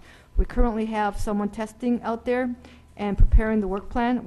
It's an unknown as to what exactly that will cost. When you do Procedure 5s, it does increase the cost for abatement. Rather than to rebid this whole package again, it was recommended that we instead increase our contingency cost by 5%, so that way we could accommodate any increase in cost as well because of the 3 potential new Procedure 5s. And when I say Procedure 5s, what that means is the asbestos can be spread out to all the other construction material, and so you can end up with the entire building being treated as asbestos as opposed to just that small part, because it's been disturbed and moved all around, especially with water, where the fire hoses come in. On one of our buildings, it is a Procedure 5. The entire second story has to be handled as asbestos because of the mix-up with the fire and the water. But this was our staff recommended the best approach so that we can get towards the actual demolition of the project and make sure that as we're going forward, we don't have to stop and come back to council, because once we get going, we really want to be able to get it completed. The contractor, the RP, requires them to complete the project within 60 days of the notice of completion. And so we are looking at a completion date of around end of January, early February. Okay? The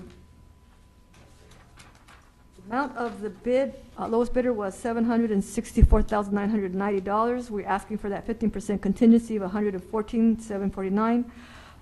And so this will also require a budget amendment. The sources are tax increment from the ROPS for one of the properties and the remainder from FAA. That concludes my report. Thank you. Any questions? Yes, I have a question. Councilman Stevens. Ms. Cruz, you know this area on 102nd Street? Yes. These properties, when were these properties first acquired with FAA funds? Noise mitigation funds? I don't have personal knowledge. I know that they've been acquired incrementally over time, probably for the last 8 years. But there's like one after the other they've been acquired and held. Well, my knowledge, some of these properties were purchased over 12 years ago. Now, when they're purchased, this is my question, when they were purchased, why were they allowed just to sit dormant for so many years, year after year after year? Do you have information pertaining to that? Why they were just allowed to just sit there to the point of where they were, where they did become vandalized, set afire? Because these are apartment buildings. Some of them are apartment buildings, and I actually don't have the specific information as to why they were left like that. I know that there have been previous efforts at demolition. That was one of the priorities. I know when I came here 3 years ago, so it took us, for whatever reason, about a year to get all the lead-based paint and asbestos surveys completed. And then we went forward with the demolition. There was the staff that we currently have now have done this before and have been very helpful in making and packaging and moving it forward. Well, that may be. They've been very helpful. But here's my question. I just don't understand. When the FAA, Los Angeles World Airports, makes funds available for land acquisition, they also make funds available for demolition for land acquisition. And when they do that, they also make funds available for asbestos removal and any other type of mediation you may need to do to a property in order to make it noise compatible with the airport. So once again, I'm trying to understand. The city acquired the property but then we allowed it to just sit without taking action in reference to the mitigation side of it and the demolition. What was going on with that money? With the money, with the portion that was to be used for demolition? What was going on with that? The money is there, it's retained, and I don't really have an answer specifically. I'm not aware of what were all the various reasons as to why properties were not demolished when they were acquired at the time. Okay, I understand, Ms. Cruz. You've only been with the city now for about, what, 5 years? 3. 3. I understand. A little bit before your time. But what I am trying to understand, Mr. City Manager, maybe you can find out for this answer to this question, is that if we acquired properties 10, 12 years ago, then why would we sit on those properties for 10 and 12 years? And now, in order to demolish them, we're utilizing our, what funds are they? The primary FAA, there's only one property that we're using ROPS money from. All the rest of the money is FAA. Oh, okay, so now you're clarifying. Okay, so we're only using ROPS funds for only one property. Yes. Now, which property is that? Is that number 11, 10? Which one? That's the old... 6? Which one? Let me look it up real quick. It's the old Century Press building site. We had a, there was a site that we had a former, what do you say, a halfway house. Are you familiar with it? But you're only using ROPS funds on one. On one. But yet the property was acquired with airport noise mitigation funds. It was acquired with a combination of both airport mitigation funds and tax increment. Tax increment was used as the matching funds. Now, why would we do that? Why would we acquire a property in a noise contour that we need to make compatible with the airport with a combination of funds when we could pay for the entire acquisition with just airport noise mitigation funds? Why would we? We're supposed to have a local match. And most of them use LAWA funds as a local match, but in this particular case, because it was a halfway house, there were issues and claims. There's a lot of litigation that was involved that I wasn't a part of, but there was a lot of litigation and challenging over the right to take on this property. And the property owner in his battles did try to contact FAA, and it was determined that LAWA made a determination that they weren't going to allow us to use those funds as matching funds, and so that's why the city decided to use tax increment funds. Okay, Ms. Cruz, here, I'm just, like you said, you've only been here for 3 years, but Mr. Fields, this is my question. You have buildings that are positioned directly next door. When LAWA makes funding available, they make both the 80% from FAA and the 20% from themselves available, regardless of what's inside. Why would we, Mr. Fields, utilize a combination of redevelopment funds with FAA, LAX funds? Why would we do that? Can you find out the answer for that, or do you know the answer? No, I can find out the answer. My answer is the same as Mrs. Cruz. She said that due to some legal reasons, we could not use FAA funds to acquire the property. So to get more into detail in that, I'd have to talk to our legal staff to find out. I'd like to know specifically what those legal details were. I've never heard of that. I've never heard of that. Thank you. Councilwoman Della. Yes, this is long overdue. These structures have been a blight for so many years, and I'm glad we're finally taking care of it. Finally. Okay. Madam City Clerk. Council members Stevens. Aye. Dunlap. Aye. Morales. Aye. Franklin. Aye. Mayor Butts. Aye. CM1. A1.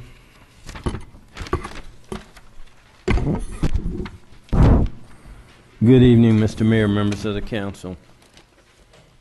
There was a closed session held as to CS1, closed session confidential conference with labor negotiators under Government Code Section 54957.6a.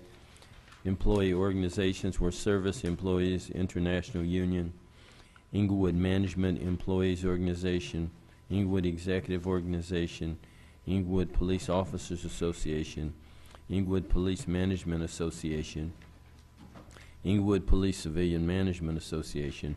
Negotiators for the city are Artie Field City Manager, and in this case, Jack Hoffman,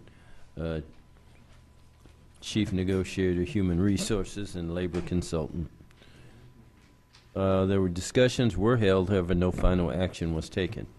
There was a closed session held as to CS2, closed session, personnel exemption, under Government Code Section 54957, selection of Chief of Police.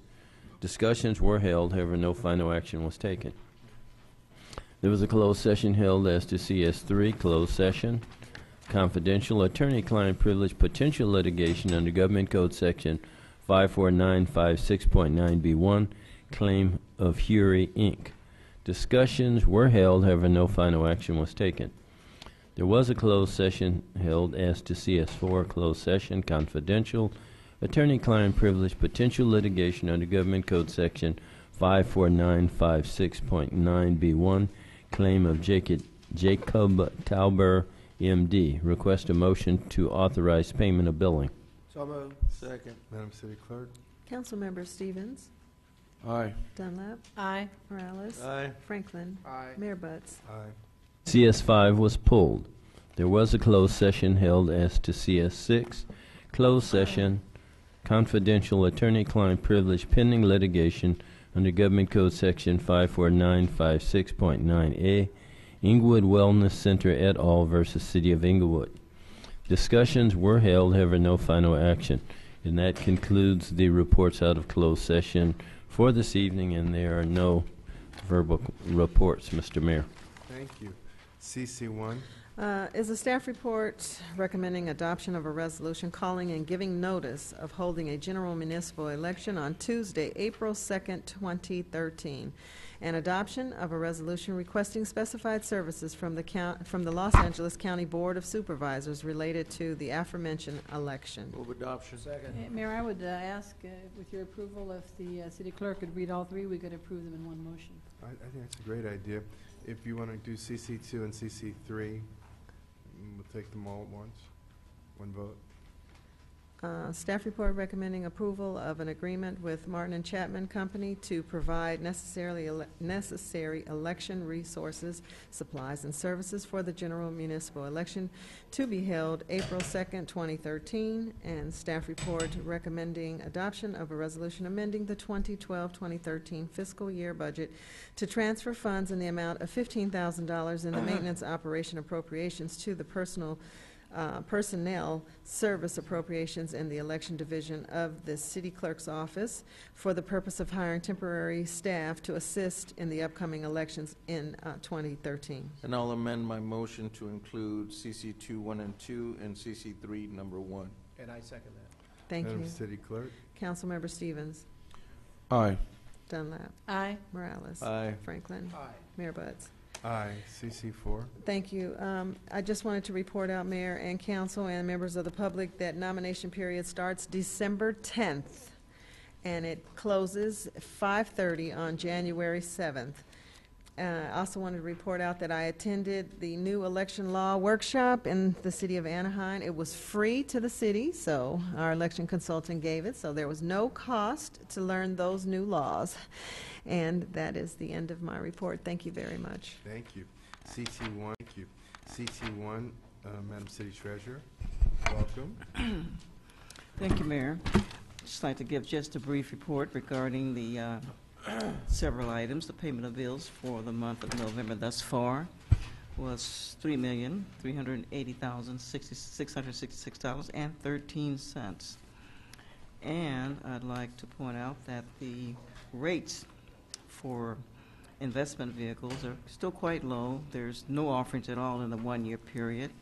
And from the 2-year to the 5-year period, the range rates in the area from 0.35 to about 0.875.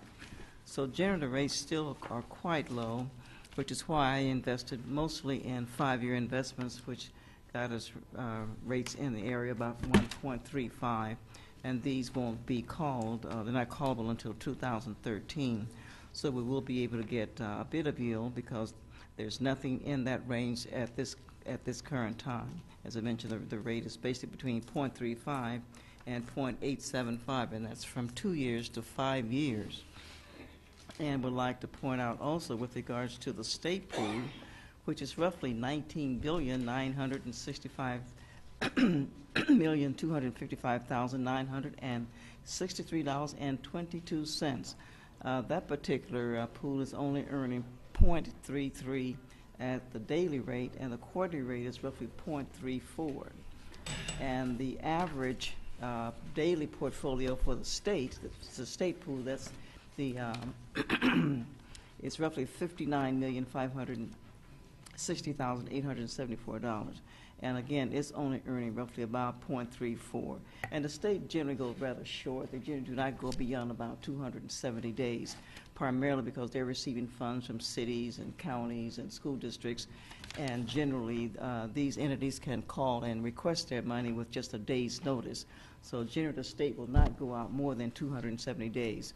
Where generally, when I'm investing in government-sponsored agencies, I will normally go out as long as 5 years, knowing that the vehicle is probably going to be called within the call period, and that has worked out that way for as long as I've really been investing.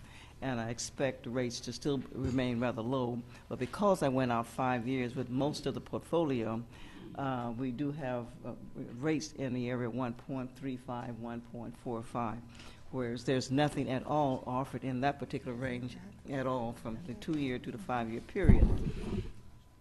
And I would also like to point out that the forced bank failures, we had 2 banks that failed over the weekend of November the 2nd with assets totaling $1.15 billion. And the cost to the FDIC was $110.7 million, bringing the year total now to 49 banks that have failed thus far for 2012. In all total, we've had 466 banks that have failed from 2007 to 2012, and the total assets of all of these failed banks is $693.9 billion, and the loss to the FDIC is $85.1 billion. And again, the losses with the smaller banks generally have not paid back their $11 billion, and probably it's projected that some of them will not survive and will be taken over by other banks. And the states with the largest bank failures are Georgia, Illinois, and Florida. Georgia has 9 banks this year, and Illinois has 8 banks, and Florida has 8 banks. There has been only 1 bank thus far that has failed, in the state of California. That concludes my report and my remarks. Oh yeah, I have one last comment to make. I certainly want to mention that my City Treasurer Student Intern Program just ended. We had basically a total of 14 students, but 6 of them had other outside activities after school and were not able to complete only 1 to 2 sessions, so they will not be included with the group that will be presented with their plaques in about 3 weeks. So I certainly want to thank the mayor who did come and speak to the group. Thank you very much, Mayor. I appreciate it.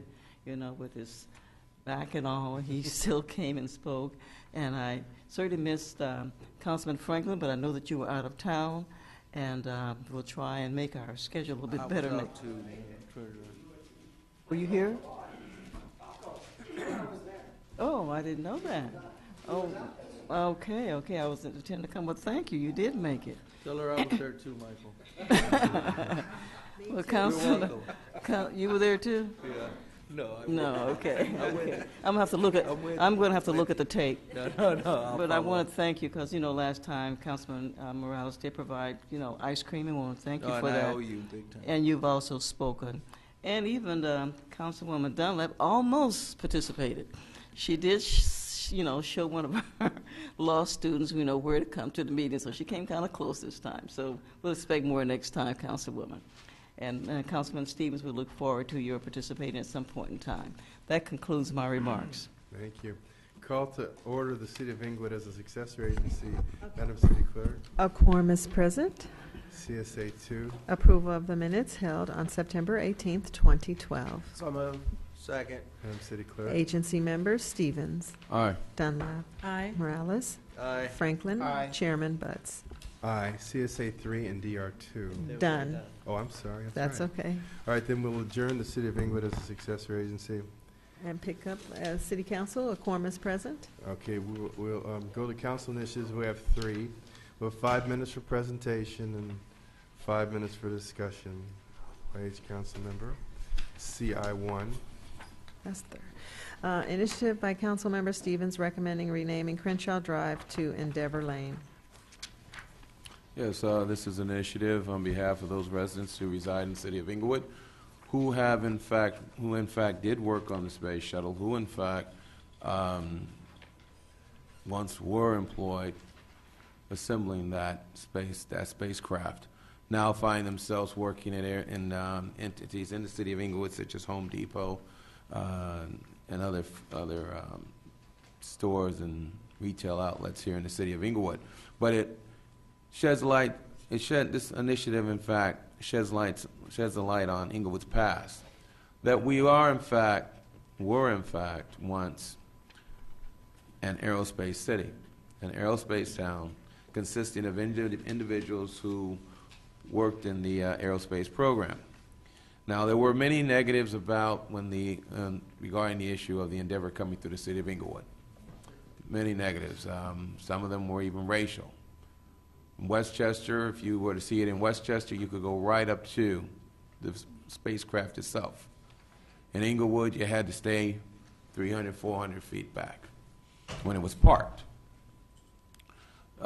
We lost many 100-year-old trees, 2 in particular, one on Crenshaw Drive by Nemo, as well as Nemo School, and also at 83rd and Crenshaw, a huge tree in front of Ability First. And so we did, and also remember, if a resident is to cut down a tree here in the city of Inglewood, that resident has to pay for the cost of an identical replacement tree or actually just pay the fee. So you either have to replace it with a similar tree or pay the fee of the cost of replacing a 100-year-old pine tree. Now, what do we receive in exchange for that loss? Is simply 2 trees. 2 trees. And add insult to injury, Los Angeles received 4 trees for every tree that was cut down. And yet they attempted to salvage trees. It was a poorly negotiated agreement, but nevertheless, it is now what it is, what it was. We cannot go back in history. We cannot change anything. So this is an attempt to find a positive in the space shuttle coming through, which it was. There are some positive attributes to it. Young children were able to see the spacecraft. Some maybe even inspired to become engineers. But it did travel through Inglewood. Even though Torrance takes credit for it, even though Los Angeles takes credit for it, I don't think I saw one broadcast that stated the city of Inglewood. Yet all along this passage, we could have had actually advertised city of Inglewood, somewhere along there, letting people know that it is in Inglewood.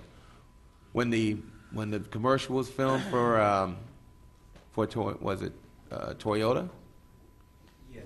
When it was filmed for Toyota, we could have had, part of that agreement was, okay, if you guys to film in the city of Inglewood, we need to have some type of banner across the freeway identifying that this is happening in Inglewood. Some sort of a creativity. It seemed as though all staff did, I shouldn't say we, because I played no role in it. Our staff should have actually sat there, and instead of just sitting there, they should have sat there and opened their mouth and actually stated what they wanted for the residents of the city, and how the residents' interest was not being represented. Now, when I say that I had nothing to do with it, let me explain to you, sir, how that did go, just so there's no misunderstanding. The way that actually happened was that one of our staff members, who was assistant to the city manager, they actually did the negotiations with the museum, not council. They did. The proposal that they brought before council was nothing what actually took place. Totally different. Totally different. Totally different. So in reference to my initiative, is simply this. Is to take something that is perceived by many residents here in the city of Inglewood to be a negative and to make it into a positive. And the cost for the city is minimal, because in actuality there's only 4 street signs that need to be changed at a cost to the city of less than $600. Less than $600. And so the bottom line is that this initiative would rename Crenshaw Drive as Endeavor Lane. And this would be a process would take over about several years. And in taking over several years, it would be a combination Crenshaw Drive, Endeavor Lane, and then at the end of 7 years, then it would be official would be Endeavor Lane. Now, in the municipal code, it states that you cannot rename a street. There's a certain process that you have to abide by when renaming a street after an individual. The Endeavor is not an individual. And so I know staff, when I've brought this before the council before, stated that, well, we cannot do that. Municipal code does not allow it. But yet staff has not read the municipal code, because the municipal code says an individual nominated for recognition shall have. It states the individual, whether living or dead. C, the contribution of the individual. D, the individual must have been deemed to have maintained the individual. So when staff stated and when I brought this up before, that, oh, we cannot do that because it's against the Inglewood Municipal Code, municipal code does not apply because the Endeavor is not an individual. Right. You're at time. It is an object. We're at time. Any further comment? I have a comment. Councilman Dallin? Yes, actually, there's some other sections of the code, I think, that do apply. The major one that would impact this is the fact that the renaming of a street or a public facility cannot occur during an election year, and which means that it could have been done this year, meaning a local election, could have been done in 2012. Or I think the next time we don't have any municipal elections of any kind is in 2016, I believe. Otherwise, there's either city council members or the mayor or the treasurer or city clerk. But I think that it's a great idea, and whenever I've been around the community, people have talked about it. They think it's a great idea, and I concur. So I think it's just a matter of coming up with a way of getting it done and making it a very positive for the community. And people would take a lot of pride in having Endeavor Lane. It's just a small street. And so I would like for us to come up with a plan, Mr. Fields, with regard to how this can be done. I don't see how it can be done in 2012 unless, because we don't have that many meetings left. But this year would have qualified. Otherwise, it won't be till 2016. So if you could come up with a plan from staff as to what steps need to be taken to have this become a reality, I would appreciate that feedback, and sooner rather than later because of potential time constraints. Do you think you could do that in a timely manner? Sure, Councilmember. If the council's pleasure is for me to look into that, we can bring that back. What do you mean the council? This is an initiative in which you ask the council, your fellow colleagues, for to support direction to do whatever the recommendation is by Councilmember Stevens. And if you get those votes to do that, I'll bring it back. Mr. Fields, I'm asking for information. The changing of the city street to Endeavor Lane from Crenshaw Drive, that takes a vote of this body. Right now, I'm a member of the body, and I'm just asking for some information from staff, of which you are the city manager. I've asked, could you bring forward some information with regard to how this could be done, and what kind of time does it take? Does it have to go before planning, or it can be done strictly by the council? All right. So whatever type of action is required, and in a timely manner, so that we know how it could be done. Like I say, could have been done this year, otherwise the next window of opportunity wouldn't be till 2016. And I know you and your executive staff have been speaking about this amongst yourselves for over a month, because you've sent out information to the body. So maybe even by next week, you should be able to have something put together. I'd really appreciate it. Because it's very popular. People who come here like the idea. People out in the community like the idea. And Deborah Lane, what could, so anyway, I think it's a fun idea, and people support it in the community, and I just need some more information with regard to how we can get it done. Thank you. Councilman Morales. Thank you. Just briefly, actually, I'd like to take the time, thank you for bringing up the endeavor. It was definitely one of the most positive things I've seen since I was here. We hadn't had that kind of positive publicity in the news channels, both on CNN and a variety of main networks for that long in a row. It was hours of it, and the truth is staff here did a great job. The police department did a great job, and this would just be something else to take the opportunity to not only promote the city of Inglewood's history, but actually take note that that was a special day here in the city. But going to what Ms. Dunlap said, I agree. I think our code is very clear as to when these things should happen, and that pretty much, in my opinion, extends to what we bring forward here to the council. I believe if any member asks for any information in regards to the process, that can easily be given, researched by staff and given to them both in their office. But at this point, I think the timeliness of it has exhausted this year. And appropriately, Ms. Dunlap said that during the election year we can't do it. So those are my comments for now. But definitely in the future, there are many things we could consider to honor that day. Thank you. Councilman Franklin. Yes, thank you, Mayor. Well, I have to tell you, from the East Coast up along the West Coast, all I've been hearing is about Inglewood, Inglewood, Inglewood, and the endeavor. So I don't know who else was watching it, but I certainly was getting recognition from stakeholders to elected officials to national representatives saying that it was great to see Inglewood on the map. And again, we stressed this importance before about having the positive image. And our positive image that we committed to have Endeavor come through. It went through with flying colors, and it was well received by many, as we've heard repeatedly, that over 15,000 was at the forum, another 5,000 up along the passageway. I would just ask that in the future, when we're going to have city council initiatives, that one, that we do get them in writing so they're in our books in advance, and that two, that encourage the colleagues to reach out to the staff, including our legal department, to make sure that it's proper before us, so that way we can in fact make and take direct action.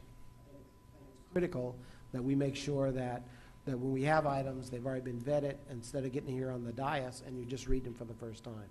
I'm concerned that these issues that even my colleague mentioned in District 2, that this item could have been asked and answered and would not have been an item to be addressed this evening, but then subsequently, after the election, then in fact it could then in fact be discussed. Thank you, Mayor. Thank you. I'd like to give my perception of what happened on the 23rd and before.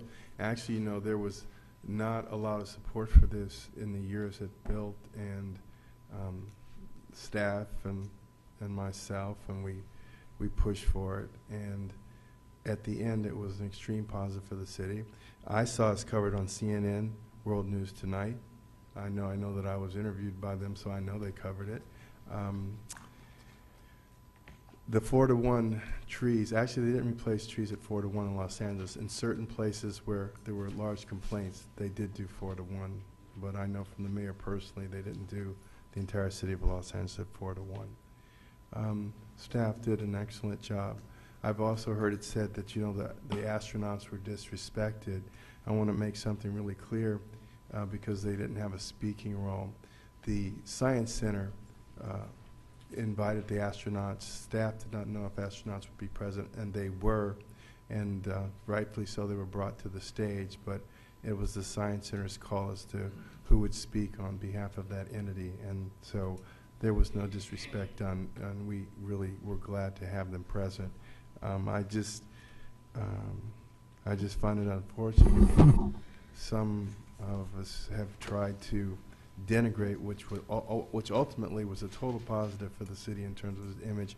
We had the largest crowd ever for an outdoor event. I'm not talking about indoor, which would be inside the track or inside the forum, but out on the forum lot. It was larger than the 1980 Lakers celebration. And we had people that drove through the city and they commented, I didn't know that your houses here were so beautiful. It was everyone that approached me thanked the city for having done this. And so, you know, that was my perception.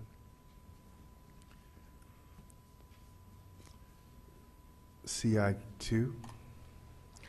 Initiative by Councilmember Stevens directing city staff to look for excess CDBG and home funds not yet allocated in the amount not to exceed $50,000 for the express purpose of installing ADA compliant handrails in the bathrooms of the units not equipped with same at the Osage Senior Housing Complex.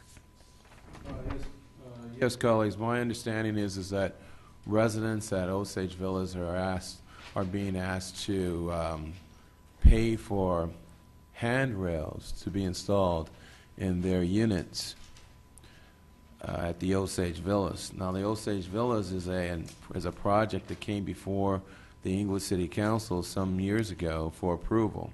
The interesting fact of it all is that when you go downstairs to the plan check department and you pull the plans for that building, handrails are identified in the blueprint that were signed off by the city. So then the question becomes, okay, what responsibility do we have now that the building has been built and there are not handrails installed in the structure, but yet we, the city, signed off for the ADA compliant handrails to be installed. Understand, the blueprints show handrails in the drawing. The city signed off on the project, yet the handrails are not installed in the units. The residents are now being asked to pay up to $300 to $350 for installation of handrails in their units. This initiative, I feel, is valid, regardless of that, whether it's an apartment building or whether or not it's a single home. Home funds can be used for a resident, whether they are a tenant or whether or not they are, in fact, a homeowner, for improvement to a property. In this particular situation, the individuals who reside at Osage Villas all fall within the income limits for utilizing home funds. Home funds can be used for this. I've researched this issue, and I would ask for your support so that the residents in Osage Villas do not have to pay for handrails, ADA compliant, that should have been installed when the building was built and the city's inspectors signed off on the project, saying that they were. I would like to make a motion that this initiative be adopted. I'd like to comment, if I may, Mayor, with regard to this item. I fully support the enhancement of this particular building with regard to the seniors. They should not have to pay this money. I'm not sure exactly how it can be done. And I don't know what's happened, meaning that with regard to the senior Osage Villas, the owner of this property it was paid for with taxpayer dollars. It's 91 units, and the council majority at that time sold it to the current owner for $1. And yet these people can't afford to put in the grab bars or that were in their plans that should have been there when it was built. They have a disposition development agreement with this city, our former redevelopment agency, and they've been out of compliance with that document for so many years. I can't count them. And we were focusing on it at one point in time, and then something stopped, meaning, what about the overcharging of rents to the people who live there? What have we done about that? Have they paid that money back yet? There's all kinds of issues, and I want us to get back looking at that. I think they should have to pay for the grab bars. The seniors should definitely have them, but they should have to pay for them. They should have to pay for them. I'm really not happy about using taxpayer money to enhance this building that somebody else bought, this 91 unit apartment building someone got for $1. Meaning they should be making lots of money on this facility. And it's up to us to make sure the people who live there have the kind of quality of life that they expect and should have. So the issue is we need to find out about the grab bars or the safety rails, whatever were in the plans. But in addition to that, they've overcharged tenants on rent for years. I don't know that anybody's been paying that money back. We were looking at it and it kind of got dropped. So, Mr. Fields, where are we on that? I'll have to get back to you and find out where we are on that. I can't hear you. What? I'll have to look into that and find out where we are on that. The issue. Yeah, this is a very, very serious matter. Seniors have been coming here for so many years, I can't even count. All of the issues, all of the problems, the exorbitant rents, out of compliance with it. This is they entered an agreement with us. You know, and I found it pretty outrageous at the time that the majority of this council were willing to sell it for $1. This building, this whole apartment building, which means we then lost control. If we'd have kept the control, the seniors would have the grab bars and the safety handrails, whatever they need, because we'd be in control of the building. So if my colleague from the 1st District would be willing to wait just a little while until we get this report back, because I want to find out why they haven't done it. And then if we need to allocate additional funds, because I'm supportive, it has to be done. These people are living there, they're falling down, they're having to move out because it's not safe for them. We need to fix that problem. Also, something else seniors complained about so many times over the years coming here is that remember, 91 units, that's a very large building. If someone comes to visit them at the front door, they have to leave their apartment, lock the door, walk down the hallway, and cross maybe over to another building, all the way to the front door to let them in. There's no buzzer set up. It's ridiculous. It's like, where's the oversight? This was our project, by the way. This is our project. We controlled everything about it, everything. And obviously we did a very poor job of it. That hasn't been fixed. And actually a private contractor, a private developer who does senior buildings, actually went over there, I'm going to say as a favor, to see what it would cost to put in a buzzer system to let people in.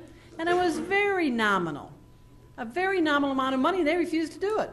I mean, he wasn't going to be doing it. He was just advising them, acting like a consultant at my request, actually. To see what can we do to fix this problem. It was very, very nominal. Now, it's ridiculous for a senior citizen to leave their apartment and walk what could be distance-wise as much as 2 blocks just to let somebody in the door. Ridiculous, ridiculous. So, Mr. Fields, I'd like a full update where the owners are, what they fixed, what they haven't fixed, why they don't have the buzzer system installed we requested. What about the overcharging of rents? Have they paid any of that money back? Are they now currently under compliance with regard to what they're currently charging in rents? And then once again, have they paid any of the money back? And some people had to leave because their rent went up so high they couldn't afford to live there. Remember, this is a taxpayer paid for building. It was supposed to have low rents for our senior citizen community, and we have failed to provide that. So, Mr. Fields, hopefully staff should have been working. It's been on the table for several years with regard to these corrections. So I think you should be able to have this back very, very quickly. Definitely within the next couple of weeks, only because they've been dealing with it for years. I'm sure they have all this information available they can provide to the council. If it needs to be done in closed session, then let's do it in closed session. But I want to know where we are so we can move forward to fix some of these things that are life-threatening. A senior citizen who falls, there's a very high percentage then have a very short lifespan after that. It's very, very dangerous. So we have to fix this problem. Thank you. Mr. Mayor, I'd like to pull this item at this time. As my colleague stated, I'll wait till Mr. Fields at a later time can assemble the information that my colleagues requested. And I would like to just pull this item at this time. And you're welcome to pull the time, but we're still going to make comments. There's comments on the floor. So I'm going to tell you, I actually have met on 2 occasions with residents at tenants meetings, and I want to speak to what I observed. One, at the tenants meeting, there were issues that were brought up, and we held a pretty comprehensive airing of issues. Management was there, and there were issues we were dealing with: mold, a staircase, and the buzzer system was discussed. And it was my experience that they rectified the complaints for the meeting that I attended. And the issue of the buzzer, when we asked the majority of the tenants if they wanted a buzzer, there were complaints that if a buzzer was allowed in each unit, then people come and they just keep punching residences until they get someone to buzz someone into the complex. They felt that their security was far more important than the inconvenience of having to go identify their own guests and let them in. That was the consensus of the tenants. So it isn't always that easy or that simple to quantify, something as holistically being a failure. There are complaints, and I intend to involve myself once again to see, what the issues are now. But we were on a real positive path. Security cameras were installed as a result of the meeting that I attended. So there were a lot of things that management did come out of pocket for. I know specifically that we were in meeting with the owners as it related to the rent issue, and there was also an issue as it related to some financing component as well that the city was working on. So this is something that actually has been a work in progress. It's unfortunate. I may be unfortunate. I don't know. I don't know whether the decision was made to sell it so cheaply, but the reality is that we have been paying attention, that everything isn't black and white just because someone says you don't have something. That doesn't mean that all the tenants wanted it. As it relates to the initiative, the issue of the grab bars, I think that this type of item should be vetted by a staff report so that we understand the financing implications. It's not something that I believe that the council can vote on cold, just hearing a council presentation. And so, I hear you every time you talk about, let's say, senior villas. I've found the management to be cooperative, and I expect that they'll continue to be cooperative. Councilman Morales. And just to continue that, of course, all of us are supportive of the Osage Senior seniors. Most of us have spoken to at least a number of them. But it's true, if the management is basically with something like this would be discouraged in doing things on their own, these are folks that benefited greatly from the city of Inglewood already. Those grab bars should be done, should be a focus for them. It shouldn't even be a question. And in regards to what we have available to us as recourse, those are things that as Ms. Dunlap asked Mr. Fields to look into. Okay, where are we? What are our options in terms of even, the seniors there should be able to even file a claim against them if we don't as a city. Now, in regards to this particular initiative, the mayor said something that was true. He said, it's very difficult for us to just coldly reach into the CDBG funds and say that they're easily accessible. Here, the word used is look for excess CDBG funds. Now, if there's any excess CDBG funds, I know for one, I would like to know, because we have great need in all areas in the city that could benefit from CDBG funds, instead of going to somebody's private property, basically property that we don't own, and enriching them. So, Mr. Fields, right offhand, would you know if we have excess funds? Mayor and City Council, I did talk to staff, and I was informed that there are, at this time, no excess CDBG or home funds. In fact, As you all know, those pots of money have actually been reduced. We've received a significant Right, that's what reduction. That was my next point, that recently we found out they were being reduced. And a city like ours actually uses a significant portion of CDBG funds for a certain amount of maintenance throughout the city. So we wouldn't have any excess. Doesn't mean we wouldn't want to help. Doesn't mean we don't want to find a way to do it. It would just be difficult for us to make that type of decision here, and it's important that we clarify that here for the public. So those are my comments. Thank you. Councilman Franklin? Yes, thank you, Mayor. Just a couple comments. Since, Mr. Fields, you are going to look into this and bring us up to date, there was new items that was addressed this evening by the residents, particularly with reference to the hot water not being accessible in units for 2 weeks. There's a concern of heightened security of whether or not management is on site or property management's on site. And then reference, we heard the mayor mention about cameras, but no live body of security. I'd like for you to verify whether or not Cal OSHA has a say in this to make sure that the owners of the property are in compliance, because it is for the safety and welfare of the seniors. And that if there's mold issues, if there's handrails are supposed to be installed and they're not installed, then it should be the onus of the owner, not the onus on the residents using the facility. And on that note, thank you very much, Mark. Okay, CI3. Initiative by Councilmember Franklin recommending city sponsorship to the 2012 District 4 Annual Christmas Toy and Food Drive Celebration. Move approval. Second. Comment? Councilman Franklin. Yes, this is our 8th year that the District 4 has reached out to the businesses and other organizations and community to help those in need. What simply happens is that there's 4 elementary schools in District 4, and the principals, I reach out to them to identify up to 50 students, in which we will bless up to 150 students with their families. And so as a consequence, we have been very successful in reaching out to businesses and other partakers to provide us the various donations of stable food, gift cards, and toys for those children.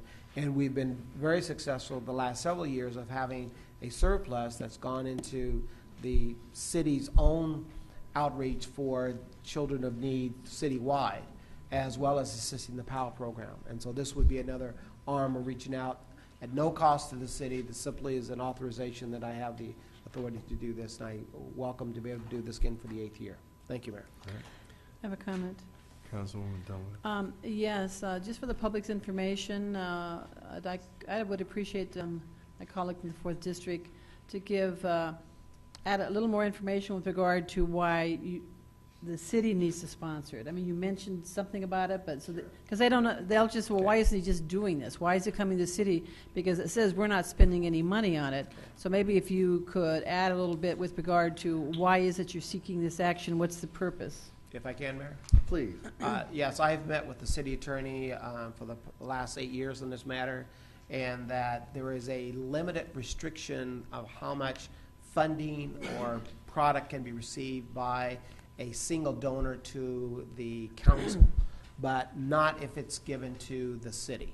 And so as a consequence, so that I stay in compliance with the laws with Fair Political Practice Commission, and also that the city has a 501c3 account, that it makes it doable for us to be done this way. Thank you. All right. Council members Stevens. Aye. Dunlap. Aye. Morales. Aye. Franklin. Aye. Mayor Buds. Aye, and it's a wonderful event. I hope everybody comes. Persons wishing to address City Council on any matter connected with city business not elsewhere considered on the agenda may do so at this time. Please come forward.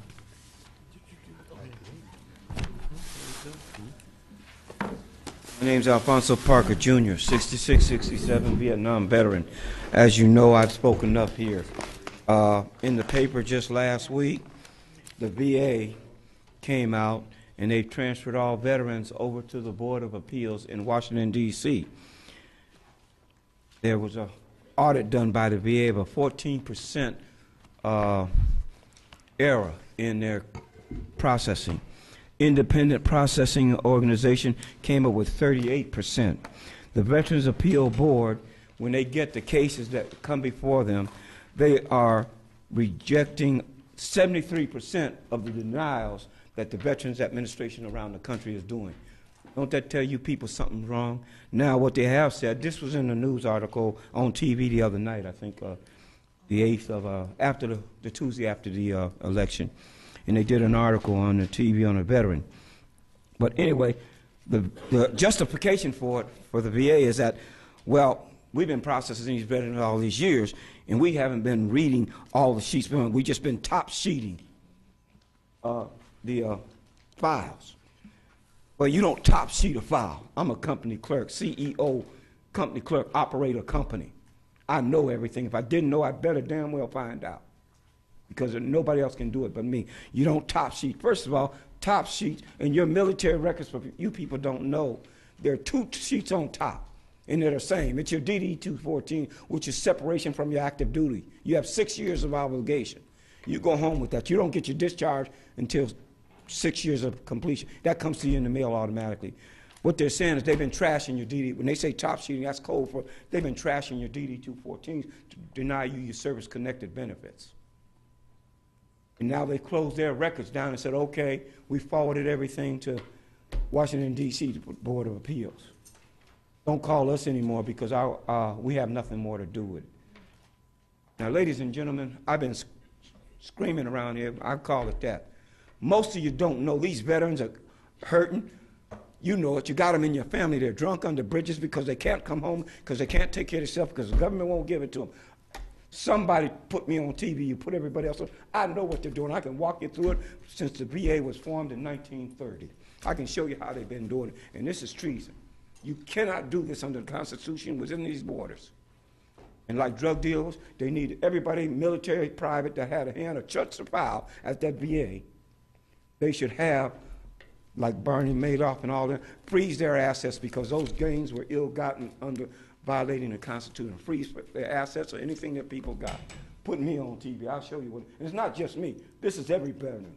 I just happen to know what they're doing. I've been in the medical field. Every discipline they use to do this here, I've got experience in. Conscious objector in Vietnam, a minister's son.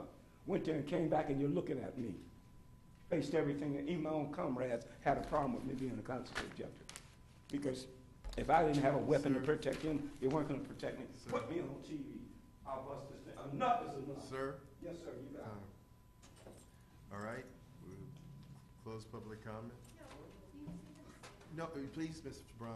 Then someone needs to walk forward. Go ahead. I live in Regency Towers. I called the Veterans Administration regarding the benefits of my mother, who has been evicted from Breckenhoff. I attempted to defend her in court. This is a jurisdiction of the courts here in Inglewood. And they placed a judgment against me. King Drew, they placed a lien in my credit report for 15 years. So when you call the Veterans Administration, they say, you're discriminating us. And this is the kind of treatment that we get from all these bureaucrats. And we're supposed to take it and understand that this is a democracy by the people and being represented.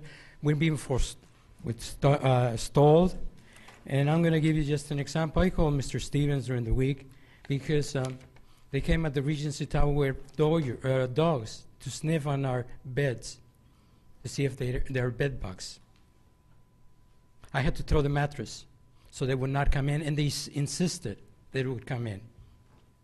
This is a privacy issue. Do you really think that the management, Mr. Stevens, knows about privacy matters? She's just a worker of the Thomas Suffren. And they take advantage of all of us because we are considered equally stupid and equally miserable as they are, and they're getting paid. So they're going to come now on the 15th, and I invite you from the Red Cross for a presentation for an earthquake drill. We can't even afford a mattress. What are we going to do about a drill in case of need aid, first aid? We can't afford anything. So before the end of my time, I would like to see if Mr. City Attorney would remember what it says about the majority rule.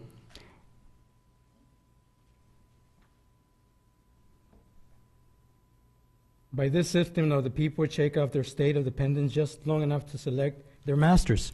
So you're becoming our masters. The majority is bound by no laws because it makes the laws. It is itself the final judge from whom there is no appeal of what is right and what is wrong. This is the doctrine of led logically in practice to a totalitarian state. This is the government what it's doing. So for the rest of my time, I would like to stay in silence for those who are suffering in the city of Inglewood. I mean, in New York, if you would allow me. No, sir. If you've finished speaking, please. No, I haven't spoken. I haven't finished speaking. Sir, if you're going to speak, please speak. But if you're going to be silent, we'll hold the silence at the end of the meeting. Well, thank you. People wait. Thank But you. I hope Mr. Stevens would be able to understand that this is, Well, Mr. an Mayor, example. I think he has a right. If he wishes to privacy stand issue there for 18 seconds, And he the has a right point to is, do so. Yeah, the other point is, if we need a lawyer, where are the lawyers? They're not representing us or the people. Thank you. So thank you. Thank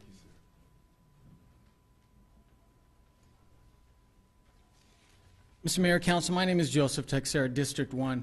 Again, I'm condemning this council for trying to hide conclusive evidence of police and city misconduct by lying to the public. Trying to say that the Brown Act bans playing the Brown Act bans playing audio tapes during public comments, because it clearly doesn't. It's obvious because of Inglewood's unnecessarily high crime rate, this council doesn't want to hear recordings of IPD officers refusing to investigate a shooting, saying that shooting a gun out of a car isn't really a crime, or implying that if someone gets shot in Inglewood, there's a good reason for them to get shot at, et cetera, et cetera, et cetera. In the last few meetings, I've not only given every member of this council copies of the Brown Act and the California Attorney General's Guide to the Brown Act, but I also have offered the first member of this council, the city clerk or the city attorney, $100 if they can show me where in the Brown Act it bans audio recordings during public comments. I'm now raising that to $300. It should be easy money if you're telling the truth. If you wanted, you could donate the money to charity or to Inglewood's budget. But if you're not telling the truth, then there's a problem. The Brown Act doesn't ban playing audio recordings. If anyone doesn't believe me, call the Hawthorne City Clerk's office, who told me that there's no reason why I couldn't play tape recordings in their council meetings. Go to a Santa Monica council meeting like I have. They not only let you play audio tapes, but they have an overhead projector so you can take your documents, put it on the projector, and show it up on the screen. Call El Segundo. They not only let you give council documents, they not only let you play audio recordings, but if you have a computer file, they'll put it in their computer and play audio and video on a screen. Call the County Board of Supervisors who are responsible for 10 million residents and certainly know more about open meetings than this city attorney or this council. They will tell you, as they told me, that there is not a ban on audio recordings. Not one city I called bans audio recordings. Everyone knows that this council is hiding recorded evidence of dangerous police misconduct from the public, just like every one of you helped violate the law when those tapes were illegally withheld from me for 9 months or more. You're not fooling anyone. I mean, aren't you embarrassed? Do you have any shame? Are you going to just keep using the same lie over and over again, thinking that you'll get away with it? Aren't there even 2 responsible council members that will call for a vote to confirm the public's right to use spoken, written, graphic, electronic, or whatever means to give the most accurate and effective information to the council, just like other cities do, and just like what was being done here until about a month ago when I started playing 911 tapes that were incriminating to IPD in this council? A vote would document in the official minutes which council members are and which are not negligently or deliberately misleading the public, violating civil rights, and covering up. Anybody want to make $300? Anybody want to tell me where in the Brown Act it says that I can't play audio recordings? Anybody? Thank you, Mr. Texera. I didn't think so.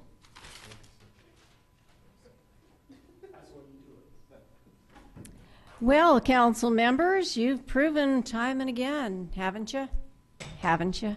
You're letting someone turn this into a totalitarian state. Isn't that great? You're going with the flow. Yes, I'm looking at the 2 of you. You're bobbleheading right along with the man who says, even though he sees a line of people out here, that if they don't take a step forward, he's closing public comments. The 2 of you sat there before when there was a whole group of seniors ready to speak, And it wasn't until I challenged that there are people to speak that the other 20 got up to speak. But you'd rather go with his royal self-interest.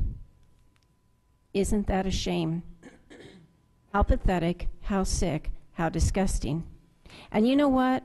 I heard someone to say that you didn't think that public funds should be used to help a private property. I could have sworn I just heard that tonight. Did anyone notice? Madison Square Gardens is a company, and you gave what? A loan of public funds. Really big numbers, much greater than this pesky little handlebar thing is. 18 million whole dollars to private, public, kinda, well, taxpayer assisted, gosh, we're not sure if they're ever going to make a buck kind of place. Yeah. Anyone read what's happening with Hollywood Park recently? Did you notice Bay Meadow still hasn't built anything over there on that other piece of property they own? Track records, track records. I guess what's really sad is that we tend not to point out who voted for that other stuff that didn't get done. Did anyone catch the years? I hope when the elections come up, you all remember. By the way, how is it when this young lady was sitting here, none of you knew those years? She actually has a report with the date of acquisitions listed on it. I thought you said you looked at the things that were before you in agenda packets. Wow, I still have a copy of that with the acquisition dates. I think sometimes you just look at the volume while the book is still closed, ask someone else how he wants you to vote, and proceed as norm. Yeah, and you have the audacity to take the big bucks for it. Wow. There's a whole lot of things that other cities do that we should be doing.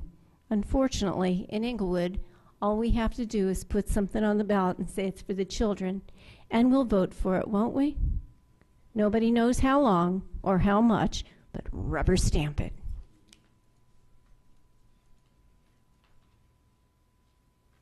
Good evening, again, Mayor and City Council staff. For me, I want to hope that we can close out this year on a positive note. We've got probably 2 or 3 more meetings left, and we can go on into the new year. One of those things that all politics really is local. That's the direct effect. We had an election last week. People have spoken. I hope with high heaven that I am wrong with what I'm feeling, but we'll see. I don't know what people were thinking. They voted another tax upon themselves. I took the liberty to ask our city clerk, how many of these tax initiatives have we had in the last 10 years? My mind is still sharp. It's at least 4 of them. It's always the same drone mantra. It's for the children. It's for the children. It's for the old people. It's for the police. We're still waiting for those $20. But we're still taxed. Where is this money going? My last minute, 30 seconds. I live in the state of California. It's dominated by a party called the Democrats. They now possess what's known as a super majority. You can do anything you want, Democrats. Go for it. And God help us all. I don't think you guys know what you're doing. Put Proposition 30 on us. What's next? Oh, I know you're going to repeal Prop 13, and you're going to start with the businesses first, and they're all going to leave. You know, the president won re-election fair and square, but he lost. With one word, you're dead.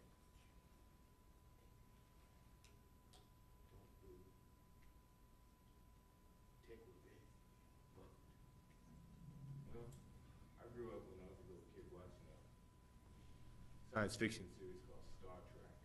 Star Trek had these beings called Klingons, and they had a deep saying about revenge. They said it's a dish best served cold. I prefer the Greek saying like this: the path that you choose to seek, you hope leads to revenge. You should best start your journey by digging 2 graves. I hope that our president will readdress that at his inaugural. We're all Americans. I'm not trying to take revenge on anyone.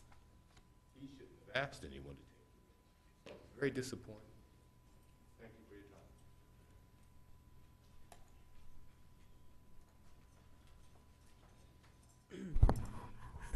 time. Dr. Austin, I want to mention something, Councilman Stevens, to you about this endeavor. Don't keep busting your chops about it, because you want something done. They won't vote for you. The people know you need 3 votes. Everyone in your district is aware of that, and Judith's district. So all the voters already know about it. We already know who took the city down, and that was the last 2, 3, and 4 over there. 3 and 4 put us in the shape we in today. And if the chairman keep letting them run it, he's going to be the worst mayor to go down like Mayor Dawn. That's all to it. So don't even trip it. Leave it alone. Leave it alone. By the way, did you see them little Charlie Brown trees they replaced out there on Manchester? They're about this big and they brown. They look like Charlie Brown Christmas trees. It's pitiful. It's pitiful. So don't even beat yourself about that stupid street. Leave that junk alone, Endeavor. Who cares? And it was on CNN. Nobody watched Fox. We all watch MSNBC because of the president. I want to say congratulations to our president. FOMO again to all the Republicans. You know who I'm talking to. They need to leave America, really. Anyway, also, Osage Villa. Now, the same ones that put us in this shape voted to give this building for $1. Oh, yes, they did. Same 2 over there, not Mayor Butts, though. Oh, no. Mayor Butts didn't, Judy. Y'all ain't had nothing to do with it on this side. But those same 2 votes is the cause of that money being pulled out of Osage Villa. Now, I'm going to stand up here and I'm going to tell you all one thing. You ready to place a silver suit against the city? I'm with you for Osage Villa. Because why should we put money in when the owner don't even have management? They don't even have management there. And about those buzzers, whoever told you that, Mayor, don't believe that. Don't believe that about them buzzers. It was the residents. That was when you was running, when you was campaigning. Well, regardless, they don't want to see you no more, no way. Anyway, I'm just being honest. They don't want you there no more. They prefer Mike and Judy. And I'm serious, because you're not trying to help these people. These are big voters. You all going to lose big votes if you don't compromise with this Osage Villa. These are seniors. And you know those people on that. Them people got that thing for $1 and will not put those rails in there. Mike, don't ask for the $50,000. I'll help you place the silver suit against the city for ADA, and I'll hook you up with the right people.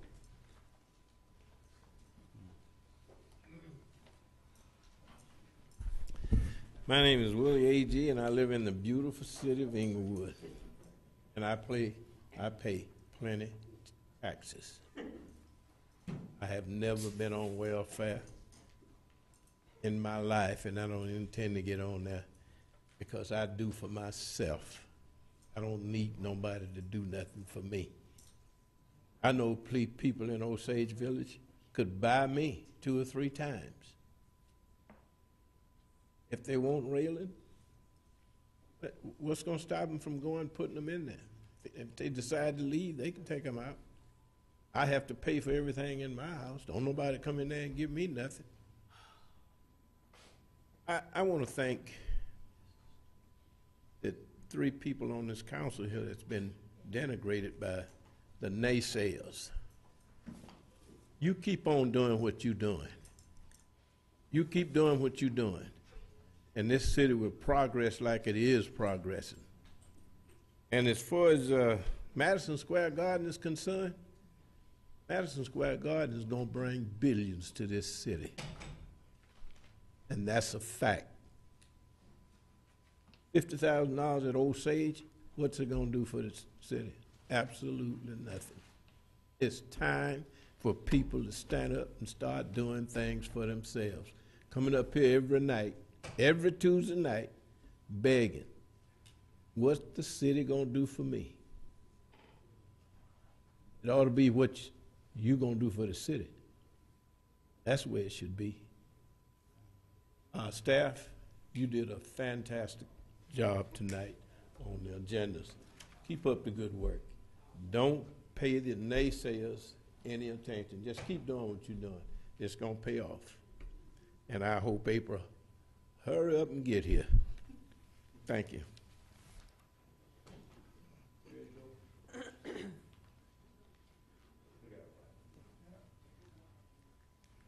Well, they went through that stuff about the grab bars and stuff over there at Osage. They forgot all about that ventilation in the kitchens. Here we are, we had part of a Clean Air Act and everything we're talking about, and yet you got people that lived in there that had one lung, had operations, and there was no ventilation in there, and they ended up dying. So I don't know if that was what killed them or not, but no one's been too serious about checking out the ventilation in there. You turn the stove on, cook anything, boil some water on the stove, and the alarm goes off. They had an inspector over there for Section 8, and he'd come in my place, and I taped that up deliberately, and he wouldn't write it up. Mr. John Smith. And there's been all this cover-up that goes on at Osage over and over again. One of the tenants told me that there was this dark spot showed up on the wall. She just to see what it was, and she grabbed it, and a hunk of it fell out. It must be Chinese drywall. Now, if that's in there, that whole building's going to be scrapped. And I don't know, but I don't know anyone that's checked anything over there at all anyway. There's a lady in there. She's 99 years old. She'll be 100 years old on February 14th, Valentine's Day. Miss Gwen Cooper, and they don't have grab bars in her room, and they were complaining about her having termites and all kinds of stuff, and having to spray and do all kinds of stuff that they made her do and pay for. Then you know what else they did? They told her they're going to come in and do an inspection. So she hires these people. They come in, and she spends almost $100, and they didn't even show up for the inspection. And that's the way Osage Senior Villas has been run right from the start. See, my little thing was just one incident, but see, they're snowballing. It's getting bigger and bigger and bigger. More and more truth is coming out. See, I belong to an organization that says the truth will set me free. And that's what's happening. More will be revealed. We're getting more and more revealed all the time. And I'll bet you by another year, you'll have heard all kinds of other things show up that's been going on over there and is still going on. And right from the start, it's still that way. And with that, good night. Good night. Council comments? Councilwoman Dunlap? I'm just changing it up. I'll go first, if you No, don't mind. sir, I'm Councilwoman Dunlap. I'll change it up. Ms. Dunlap, did you ask to be recognized? No. Oh, well, I'll just go first. Excuse me, Councilman Franklin. Yes, thank you, Mayor. First of all, let me thank all the veterans for their constant support for keeping America free and home of the brave. I clearly want to identify that I was with the VFW Post 2122 on Sunday when they had their event. They advised me that when World War I ended, it was on November the 11th at 11 a.m. And so they had it specifically at that time. And I appreciate the time for being able to speak and fellowship with a number of veterans there. Also, I'd like to announce that the City of Inglewood, along with the Salvation Army and others, are working on a Miracle in Manchester event where the Salvation Army is pre-screening families that live in the immediate area of the City of Inglewood, that we will be blessing up to 1,000 families of food items as gift cards for Thanksgiving next week, and that if any volunteers would like to assist us in distributing those food baskets, we'll be doing that on the Forum parking lot from 9 a.m. to 3 p.m. on Tuesday, November the 20th.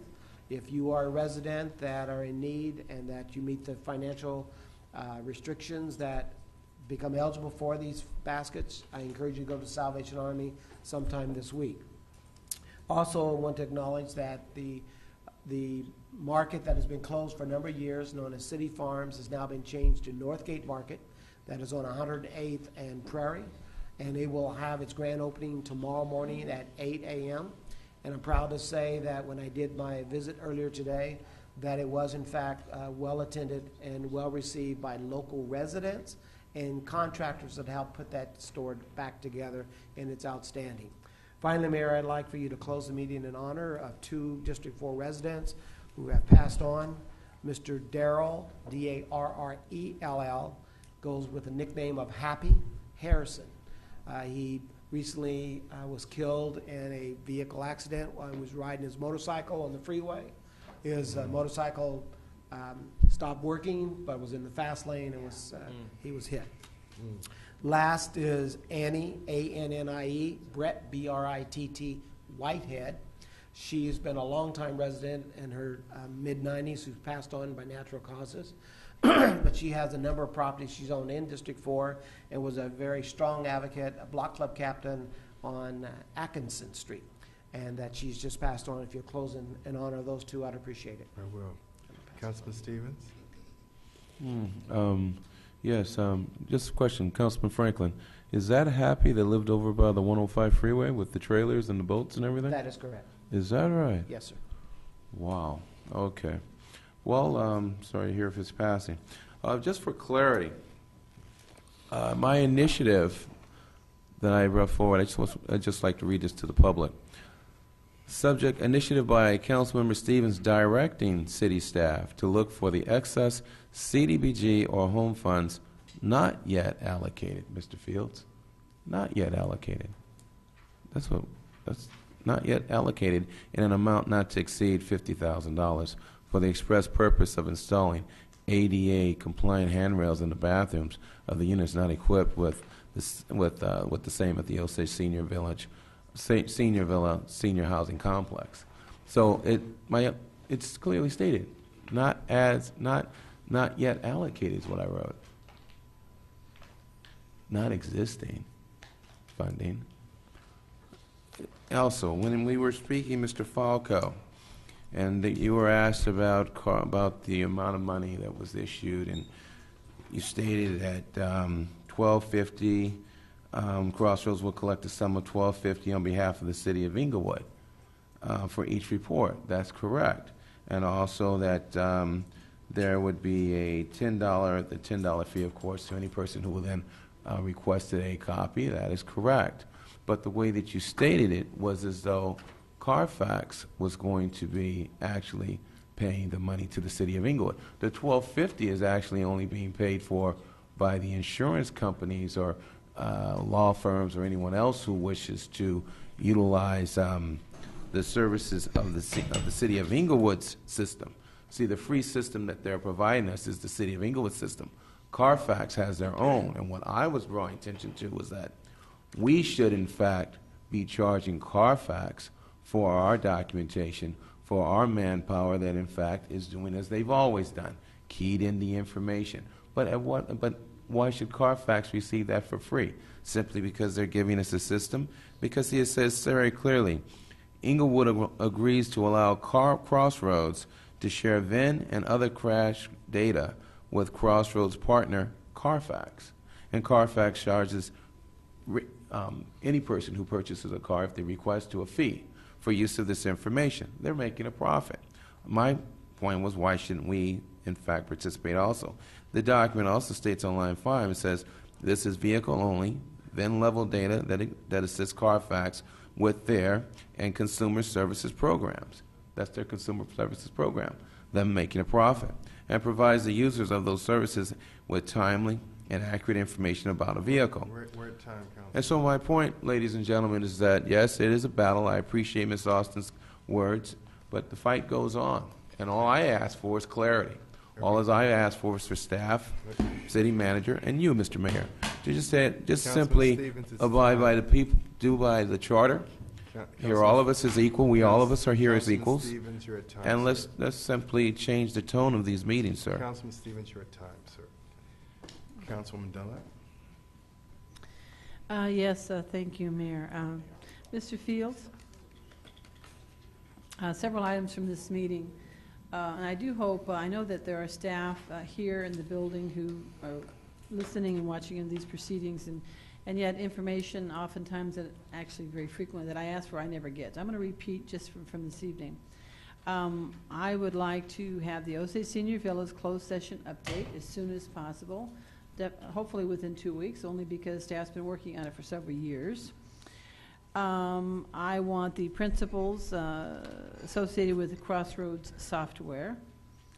I want some specific information regarding the renaming of Crenshaw Drive to Endeavor Lane, meaning that I know what the municipal code says. I don't want staff forward me copies of the code.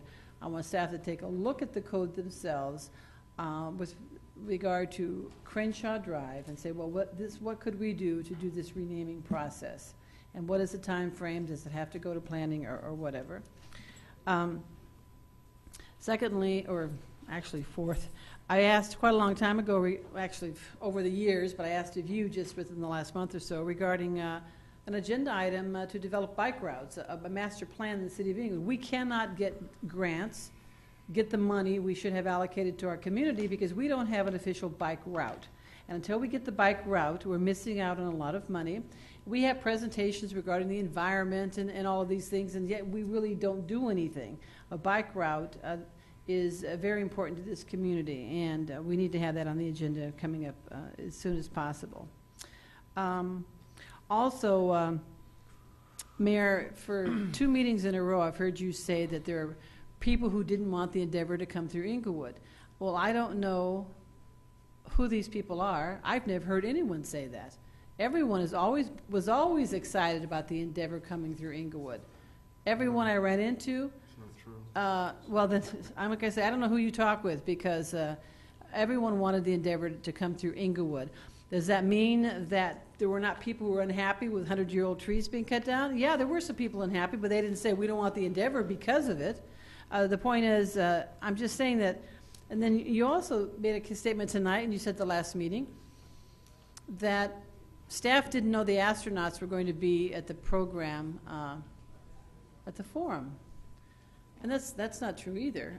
First off, there were 4 astronauts on Friday evening there when the Endeavor was parked on Manchester. And staff knew very well they were going to be there the next day. They didn't know exactly who, if it would be the same 4. And actually the next day we had 4 again. But early in the morning, and I was there very early in the morning at the forum, they had the astronauts' names out on the chairs in the audience. Okay, and the point is, Mayor, they always knew it, and they always should have been seated on the stage. You know, that comes off so rude, Mayor, what you're doing. At some point, we'll you start should think talking about the Endeavor and really start to really we should focus. just We be able might to have just something talk. out there that just kind of is assembled to show its historic value.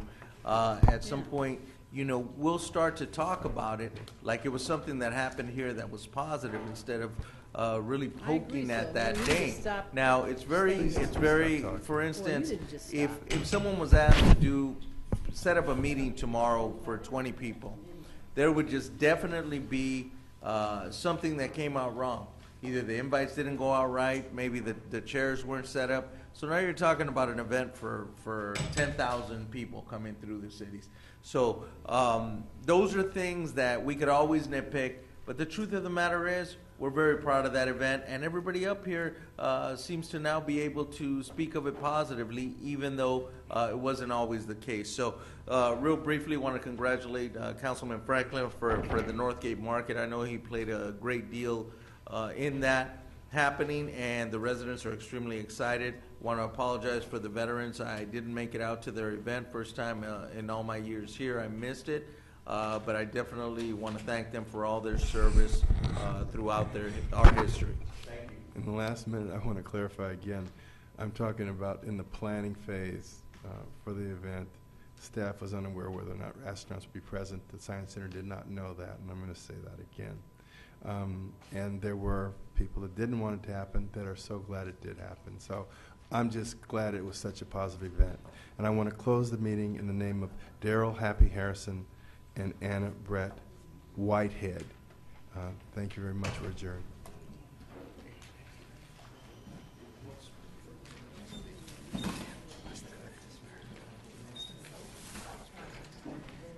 Let's hold on.